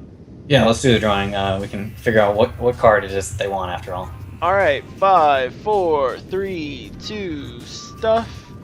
All right, entry is now closed, and the pick goes out to, bam, Balor. Is that the one who we were talking about who had like 7 bajillion shards or something? Yes. Oh my God, and he dumped a ton of them. He dumped them all in there. He could have gone to the Wrathwood, but it's all good. I mean, I'm still having to give it away. So Ball Earth hopefully is listening in, and isn't a robot shard generating machine, in which we'll still give it to him. Yeah, surprise, surprise, Ball Earth won it. Congrats on that. Thanks for tuning in. Thanks for keeping us going. Ball Earth, what card do you want? You're gonna have to message me on Twitch as well for Function. Message me what your username in game is, but you might as well say here in chat what card it is that you want, because I think people are probably curious. Inquiring minds want to know what rare are you getting. So it's a rare. I think I would have a couple guesses at what you might pick if you're going for like max value, but some people in here were saying they might want a Chronic Madness because it would complete their playset or something like that. So Chronic Madness is a good card. You never know, Mill will sneak up on you. Yeah. All right, we got this roll going here. Oh my God! What do you get? I'm going to wait for you to catch up. Okay. You got a Wrathwood after giving one away or something. Let's see. It's still catching up. So. All right. I've got both things going on here, so I'm watching us watching. So this is going to be a little meta here. Do you see it? All right. Oh man. Oh, okay. Well, it's not that exciting. What you get? Well, no, because right behind that, there's a zombie plague. And Oath of Valor, and 5k gold. That's really funny. That's actually, wow. That's some pretty nice value there. And I get to roll again. No, I don't get to roll again. No, I don't get to roll again. That's kind of funny. That's pretty cool though. I'm out of common chests. Oh, I don't have enough to roll a rare chest right now. That is what it is. So, Kismet buff. There should have been no reason why Kismet buff, unless of course they buffed everyone's stuff. This is the buff you get while you're streaming. Remember, we talked about that one too. There's a buff that you get if you're streaming while you're doing it. Maybe. But, all of a sudden, Data Dragon's like, "Oh, the streamers are up. Buff, buff. It'll make everyone's rolls look really, really good, and then that's great for our marketing." Yeah. Well, while we're talking about streaming and stuff like that, I think down the line, that's definitely a feature they should have, is direct integration for Twitch within the game, kind of like Path to Exile has, or stuff like that, where I would even like to see in that front window where it says like us on Facebook, and it kind of scrolls through a couple different things, Twitter, Facebook, and probably the main page, I think, are the 3 options, that it would be like feature streamer of the week, and it would show like Hacky on there. Oh, that would be really. Click on the link and bring it to Hacky's snazzy. thing, or bring it to Neo's or somebody else's, and then maybe have a rotation of like 20 different people who stream on a regular basis, and it could pop them up if they were currently live, or I don't know. There's some fun ways that they can toy with that. So they got the little window up here in the bottom, top right of the home screen, and I know you can click out on that, and it takes you to external links when you do that. So I think it would be really cool that if you had something up here like check us out on Twitch, and then they could integrate that in, since Twitch brought in its hosting feature. Yeah, they can have someone on there just periodically hosting whatever streamer for the day or what's going on. That way it goes directly, goes in, have it pop up a, do you want to go ahead and follow while you're here? You end up following the Twitch account, and then you end up getting a featured streamer. Yeah, so I think there's a lot of small stuff like that that comes to mind that they could do. I mean, it's not all Twitch related stuff, but there's a lot of fun stuff that they could do. I didn't miss Balharth say what he wanted yet, did I? I think he said he was, let me go to my computer, so he's going over to the computer to see what he needs, perhaps. But yeah, I think we're just about at the end of the show now. We've talked about everything on the notes, and we've actually talked for a lot longer than we initially planned. This was a pretty good episode for us, and we've got a lot of people in here tuning in, taking part. Yeah. As always, got to say thanks to everybody tuning in. That's awesome. Stay tuned for. I was gonna say, stay tuned for more challenge series stuff, and stay tuned. We'll probably figure out what we're gonna do for our little spoiler thing over the weekend and have that up pretty soon. If it is something we decide to do on Twitch, it'll probably happen before we do our next General's Tent, just timing wise. So follow us both on Twitter. It'll at least be recorded before we do our next General's Tent. Yeah, we're definitely gonna record it either way and post it. So you can stay tuned for that. We still need to figure the exact details of how we're going to do it, but I have some good ideas. And then once we get to talking about the full spoiler, once all the set 2 cards actually have been officially spoiled, and we begin talking about what Mokog and I might do for talking about comparisons, his outlook on cards and mine, which I think would be interesting, because he and I definitely have different outlooks on the game and different experiences with the game, that it would be a lot of fun for people to watch it on the 2 angles there. I have what I think should be a pretty good method of analyzing them. And you know what? When it gets, what I might do, and this, tell me if you think if you like this idea or not before I have to invest the hours that it will take to do this. Okay. I still have all of our footage from when we did the alpha spoiler. Okay. So for whatever cards we talk about, I can go back to what we thought about them if they corresponded with the alpha list, and we can actually put side by side what we were thinking some of the differences were. That might be fun. Yeah, as like when you're talking for the retrospective one rather than the actual. Well, and so, so for instance, one I always like to bring up is hashtag better than Sorrow, because Sorrow before they changed it was absolutely terrible. And then we also have, I think, one or both of us after they changed Sorrow, our perspective on it as well. But just similar little things. So we're like, or like we get through doing our recording and we go back and I'm like, oh, well, this is really similar to what we said about this one card in Alpha. What are the similarities? And bring that up and be like, Hex or Function said this same thing about this card. How right was he? Yeah, we'll figure out the best way to execute that, but I think that sounds like a lot of fun. Hacky, for anybody who hasn't seen it yet, just linked his spoiler that he was able to spoil last week on his stream, and that's a pretty spicy card. I'm pretty like that card. While it might not see immediate play, is really strong. But actually, and I'm going to say this real quick with just kind of the overall set 2 spoilers in general, not even particularly with that one, because I think this one actually is, in what I'm about to say, isn't really one of the offenders. I do feel like in some cases they might be jumping the shark a little bit. Like, who knows? It's awesome that they're doing these big splashy things, but I have a hard time seeing that it's set 10 Like, are they going to still be able to come up with these like awesome, amazing, exciting cards that are doing new things that other cards aren't? Because there's that like Killipede card, and this is mainly the card that I'm talking about. Is Killipede is that we brought up. I don't even think it's that powerful of a card. I just feel like it's jumping the shark a little bit. So like, yeah. So there we go. Well, like Forge of Cadnock, I like this card, and I like that it's a legendary, so that it's got that little bit of oomph to it when you do see it. So, but as an additional cost to play this, you put another dwarf or artifact from your hand into your deck. So you don't necessarily have the ability to play it on turn 1. You could. And you may not even have the ability to play it on like later turns. It's a lot more of an early game card. Well, it's meant for early game, yeah. I mean, it's definitely, when it is most powerful is when it's played turn 1. And so you might have your dwarf, so I think it's got a little bit of play balance there built in to what could happen. It means that it's really hard to pull it outside of dwarf decks or outside of artifact decks. Yeah, so... Now, because it's an artifact, it also taps very early, so this is going to really accelerate dwarf combo decks pretty quickly, actually. They're going to be limited by their threshold. We get to see differences in threshold limitations! It's going to be cool!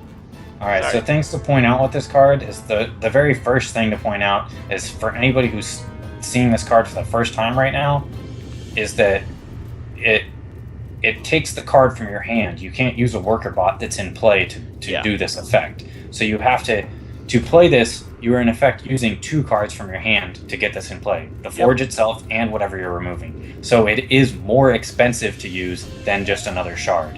The upside is that you're getting and you're not getting like a charge, you're not getting a threshold, but you're getting the resources to use immediately because it costs 0 and it can exhaust itself that turn. You're getting essentially to play 2 resources on the first turn. And when this is most powerful is when it's played on the first turn. It might be powerful in other situations, but when it is best is when it's played on the very first turn. And it might enable you to do very, very broken things. But that gets really hard to do with it pulling cards out of your hand, though. Yeah, it becomes harder to do. I don't know if it turn 1s or turn 2s anything. I think it really hypes up turn 3 though. Yeah, so it builds you up well to do things that are powerful, and powerful in ways that we don't currently see Hex being played. This enables, in some cases, very degenerate combo decks to become alive. Those are actually the kind of decks that I enjoy playing the most, I should say. So when I see this degenerate combo player. Yeah, so I like that. And in order for them to print cards like this for the decks that I'm talking about, in that degenerate combo sense, it's best when those cards are not all printed in the same set. That they print one of them in set 1, one of them in set 2, one of them in set 5, and one of them in set 7. So that way they never exist in the most current constructed format that any Eternal style formats where they have a much larger card pool. Now those decks start to come alive. And then as far as this being legendary or rare, first and foremost, this card you don't really want to see in draft because it's in most cases it's going to be terrible in draft. Although I'll also say, on the other hand, is any draft format where this becomes amazing is the format that I want to play.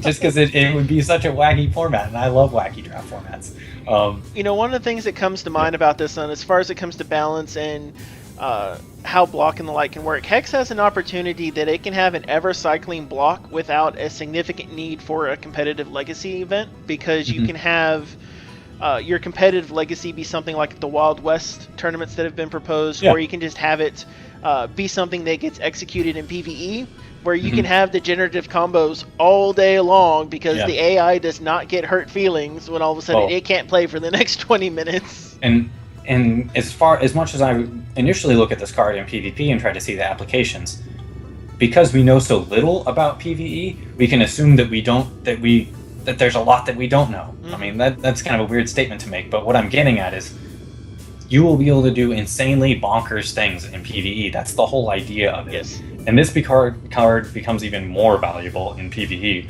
when it enables you to do those bonkers things. So and just like Kaki said, degenerate combo the AI all day, every day. Yeah, you're not going to hurt the AI's feelings. I get that some people don't like playing against combo decks. A lot of people don't like playing against combo decks, which is unfortunate for me because I love playing those types of decks.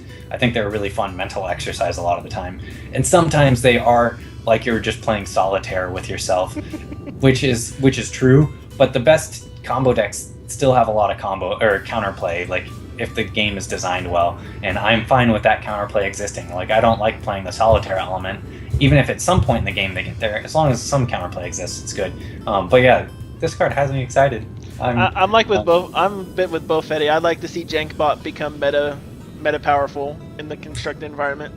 So Desk is asking what am I meaning by degenerate combo? So I would say there's two different types of combo decks, right? There's decks where it's more of your jank combo. For just the player who likes coming up with interesting combos where you gain infinite life, but maybe it takes 20 turns to execute or something. When I'm talking about degenerate, is I'm saying like, hypothetically, even before the game starts, you win. In some games, those combos exist where you can win before either player plays the first card. That somehow, with the cards you have in your hand, you just go, "Oops, I won." Hopefully that doesn't exist. That is not a situation I want to see. There's other situations where 1 out of every 1,000 draws, this deck is able to win on turn 1, which I'm honestly perfectly fine with. The decks that win with first turn kills do it so irregularly in most games where they exist. That's not their frequent thing. It just happens once in a while, and every deck has a god draw. It just so happens that one wins on turn 1.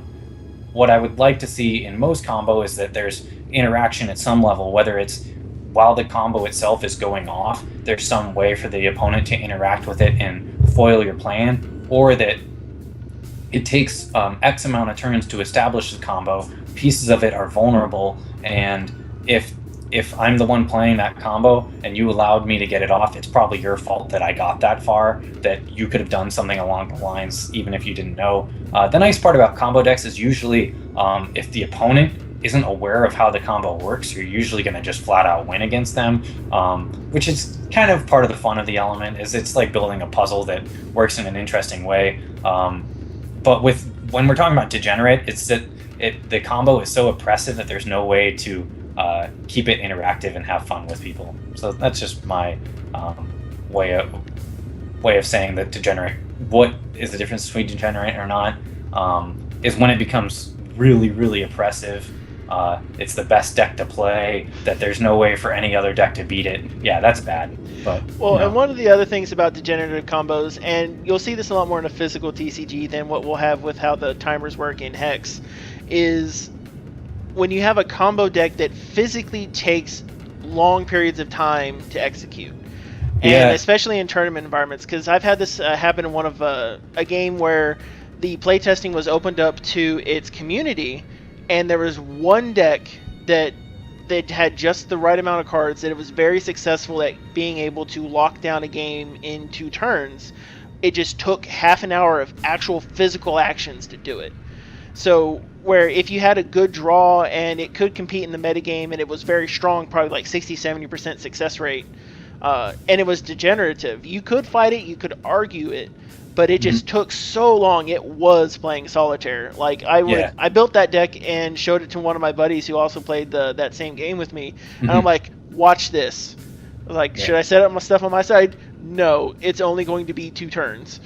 Yeah. So I mean, it's not wrong to talk about Magic. We talk about all the other games we've played. Why should we not be able to talk about Magic, just for obvious reasons why it might not be in best taste? But my favorite deck in Magic to play for combo wise was Legacy Elves, and that one potentially could win on turn 1. I had one on turn 1 just once by playing. I gained like infinite turns on turn 1 or something like that and killed him the next turn. But that was a lot of fun. That deck was a lot of fun to play. I really liked that one. And there's different combo decks that are all kind of catered towards different styles of players. What you were kind of getting at is actually something I'm afraid it will be a problem in Hex, is that a lot of combo decks in paper games rely on the players to use shortcuts. and those shortcuts don't exist in Hex. And what I'm getting at is, if you and I are playing a game and I play a card, and we're playing physically, usually when people are playing physically, especially casually, they don't ask, okay, do you pass priority? Like, it's just a nod. And then if you don't pass priority and I continue playing, you just go, wait, I want to do something, and that's fine. The problem with the digital game is you can't really do that. You have to ask every single time to maintain the integrity of the game. Yep. And because of that, it slows the game down a lot. Now, does the skip to end button help fix some of that, though? Not really. Especially when the combo involves activating cards that are currently in play. Shrewd Manipulation is a good example right now, because there's combo decks that I play with that in game. They're not good, but they're fun to play. And the problem is that physically I could execute a combo that might take me 5 seconds physically, and it might take me 5 minutes in the game, because you have to click through everything, where physically you could just say, I do this 20 times. And that would be fair within the game. That would even be within the rules. Hopefully the clock is set up, and especially when you just start doing spacebar spam at that point, to where if you see that your opponent is going to have to take a while to begin executing a combo, and you know you have no responses to it, just go into spacebar spam until your turn starts, because at that point you want to minimize the usage of your clock, so that then you maximize the time it takes them to execute that combo. Yeah, and so you're just punishing them for taking a long time then. Yeah, but the other problem too is that I genuinely enjoy playing these types of decks, right? And so when you're coming into a situation, even the one you're talking about just now, is where if you're on the receiving end, you're just spamming spacebar. That's not really fun for you if it takes me 5 to 10 minutes to execute the combo just because it's in a digital state. And hopefully they find a way around it. There are ways around it. I can come up with a bunch.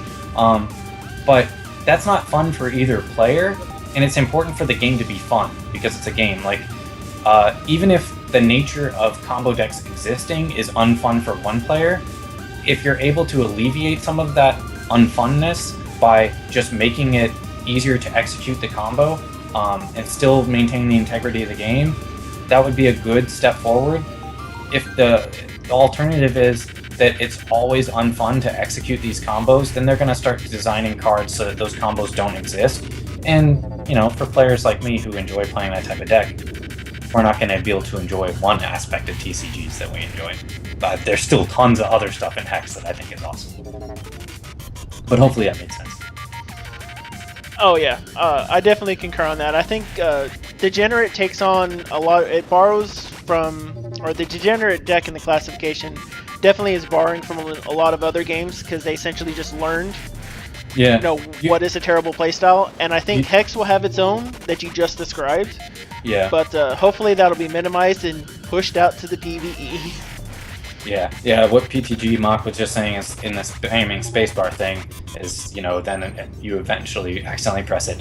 I will say, speaking of other games though, the most degenerate TCG I ever played, and this is actually a fun topic to think about, was, I think it was a BattleTech TCG back in the day, when there was a TCG for everything, and I was all about big mechs and stuff, and I thought BattleTech was awesome, so I played that game quite a bit.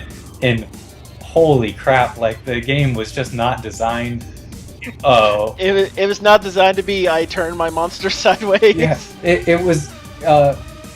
It was an awesome game, and it just wasn't play tested enough, because holy crap, there were so many degenerate cards in that game. Yeah. There were just a lot of times where one card would be, when you exhaust this, do X, and another card is, when you do X, unexhaust another card. And there were lots of cards. So you just ended up looping. You would just create these loops almost on accident.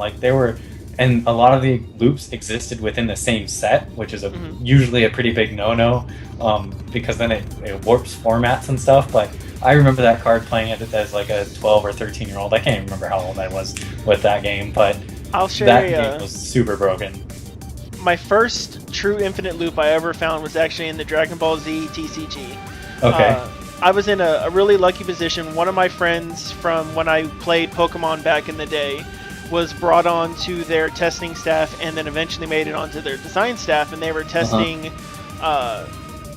they were doing some of the set 1 stuff, and they knew that the initial design of set 1 might have had some bugs in it, and just from the paper design that there could have been some unfair play styles in there, and they were trying to get them ironed out and taken out for set 2. And they were doing but at this point the game was live and already pushed out because it was Dragon Ball Z. So they had, they had that big push to get it out as fast as possible. Sure. Yeah. And so we're doing one of the company hosted tournaments in the local area, which was really cool. When if the producer's right here and the card shop's right here, that local community thing is cool. But we were sitting there, and I'm playing a Goku beatdown deck. That focused on this card that whenever you had Goku as your champion or hero, it was basically as your character, you could use this card a second time. And what it allowed you to do was pull a card from the bottom of your discard pile and put it into your hand. So that already is a bit rough. So what ended up happening was they had cards that allow you to thin out your discard pile back into your deck, and cards that allow you to get a few cards back into your hand. Yeah. And it made it really easy to suddenly take your discard pile, get it thinned down to 3 to 5 cards, and just start cycling and creating an attack loop. And it was just really rough. And then they were like, all right, so the first time it happened is like, hey man, I've got an infinite loop here. He can't stop me. It's like, all right, well, play it out and, see what happens. Played it out, won that round. Next round comes again. I'm like, hey, I've got an infinite loop. He can't stop me. Oh, well, he angered out of it because anger was a mechanic and that allowed to make him unhittable. Well, then I just cycled in other cards because when you can play the same thing twice and you got 2 in your hand, you cycle it through. I'm like, yep, nope, I win. Yeah. And it was great to win the tournament, but I'm like, you might want to fix this. Yeah, so going to what you were saying, I I got a couple comments, but that's exactly what I'm talking about, what you're talking about. Is there's some combos or loops that you might form that seem infinite, but actually aren't. That's always something fun to see. But going back to, and usually it involves, like, you're limited by the number of cards in your deck. You can only do it once for every card in your deck or something like that. There are combos like that might exist. But going back to Hex is ideally, and this would probably be very hard to code and probably not worth the time it would take to code, but I think the ideal situation to mimic paper as much as possible is to be able to say, I'm going to do X action, Y action, Z action, or I'm going to do these things within my turn, and they form a loop, and the game is able to recognize that it forms a loop, and then you say, okay, now that I've established that loop, I know how to make it. I would like to execute it 20 times. And then both players agree, yes, you may execute it 20 times. The problem there is that in a competitive setting, as much as it's a dick move to do, the other player would never agree to do it because they know it would take you a lot of time and run down your clock. So hopefully there's ways around that. But well, and to loop it back to your data mining, that's finding that code is something you do in a data mine. And so the instant thing you'd be like, oh, there's an infinite loop. There's code here for the data mine. Well, now we know how to build the constructed infinite loop deck right out the bat. Well, so now, and then that has its own effects. And so you're that's saying, why like, you wouldn't want to code that. If the game only recognized some loops and not others. No, I think it's always going to be a good thing to code that. It's just how much time would it take? I don't think there's anything to be gained about data mining. It wouldn't point out specific cards. It would just be able to recognize, hey, you formed a loop. Because you definitely don't want to do what you were suggesting, where it just says it recognized this one particular combo, especially if that combo hasn't been discovered yet, which is usually the case in a lot of combo decks, where there's a card put in set 1 and a card put in set 18, and nobody realizes that they interact really well with each other until set 32 comes out, just by coincidence. That's part of the fun of combos, is discovering them. You don't want to ruin that.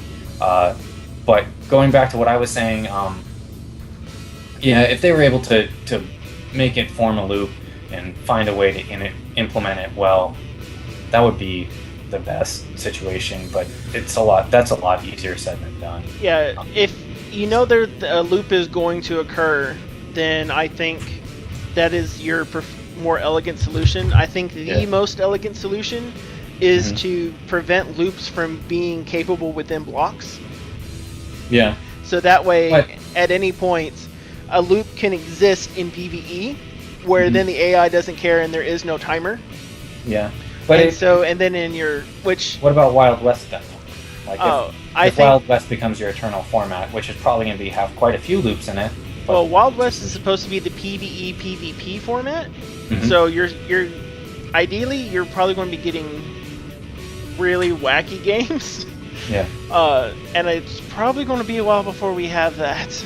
Yeah, but so I think in the meantime, I think that might be maybe, and it might co-align where you get the resources free to be able to code the loop capacity for Wild West and have it be a Wild West thing, and then have the cards available to where the loops are essentially known, documented, and can be executed well. Yeah, Hacky's pretty much echoing the same thing I was saying. Is it would be so hard to get the game to recognize a loop, especially because what we were saying is it would be one thing to get it to recognize an infinite loop, something that literally could be repeated infinite times. Yep. It's another thing to get it to recognize a loop that couldn't be, because in those cases, usually the loop changes slightly every single time you execute it, or any number of things. Like getting the game to recognize that you discarded 2 cards to Shrewd Manipulation and activated it. The game recognizes that, but then when you're talking about turning it into a loop where you want to discard 10 cards and do it 5 times, well, each card is a different card and stuff like that. I mean, when we're talking about the loops and you're saying trying to get them to not exist in the set, is right now there's quite a few loops that do exist, and I'm just talking about Shrewd Manipulation because that's like the card that I've been brewing with most. Well, yeah, but I'm sure there's other ones out there. Because with they haven't gone infinite yet, though, have they? They've not had the resources to cycle that well, have they yet? Well, with Shrewd Manipulation, you can draw your entire deck.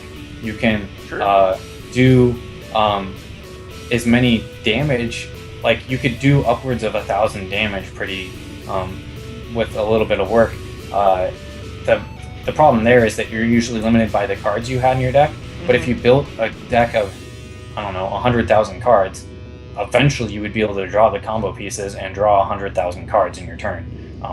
It is possible in the game with, Avalanche Giant, Shrewd Manipulation, or no, in that case it's just Avalanche Giant and Birds of Plenty. You don't even need Shrewd in there. But Shrewd is more for the combos that actually do matter. So, there's actually getting the game to recognize those loops, and then getting it so that it's fair enough for both players to agree on. It's so much harder said than done. But I think you still need the Shrewd Manipulation for the in play for the Avalanche Giant to untap him, so that you can keep cycling. Discard 2 cards, deal 4 damage. Oh yeah, it is. That's exactly what it was. Yeah, you didn't need Shrewd in that situation. Yeah. But yeah, getting the computer to recognize those patterns is tricky. But anyhow. I think we've been rambling on this for a while. We've podcasted this stuff. Yeah. Yep. All right. So we'll be getting the alternate art Wrathwood out, and we'll be getting Belhurst's card out here in just a few moments. Be sure that you sent us your in-game names. Did Belhurst say what he wanted? I don't think he did. Yeah. Well, hopefully he sends me a message on Twitch here and tells me what card he wanted. He said, I pick Relentless Corruption. That's a good card to pick. That is a damn good card to pick. It's probably going to be... This is, while we're talking about weird problems for the team to solve, them solving the problem of how does Relentless Corruption work in PvE is a big problem. Because if it can take, especially in raids where it can take the raid boss's cards, there's ways for them to solve them. None of the ways that I can come up with are very elegant. I don't know. Actually, I don't think it's that big a problem, because it's all card-based, and the only things that you would have a problem with is if there would be draw mechanics related to their cards that are specific for them. No, I'm just talking about like cards that the raid opponent has that are too powerful for players to play. But it's against the AI. They can unbalance it all day long, man. Raid should be challenging and not trivialized by just one card, meaning Relentless Now, that Corruption. is a good question, is will Relentless Corruption trivialize it? Yeah, now, I guess there's a couple ways you can solve that. So a raid boss could have the equivalent of... some of them could have the same thing as like what Frost Wizard has, which would totally kill an escalation cycle deck. Yeah, but so then I you're think turning they've got into the mechanics for it. Yeah, they have the mechanics. The problem is you don't want every single raid to just have the Frost Wizard guy. You know, like you want each one to be approached from a different angle, and they have plenty of ways to do it. We can talk about that on another General's Tent, because we could probably talk about that. We talked about it at Gen Con with Drew and with a couple of the other guys for a while. There's a lot to talk about in that case. Oh man, and if at some point I go visit the offices, I'm gonna be like, I've got a Relentless Corruption deck. Let's see how it fares against your raid now. Give me your cards. Give me your cards. Yeah. All right, but again, everyone, thanks for hanging out with us. Thanks for the channels who also happen to be hosting us. That's freaking awesome.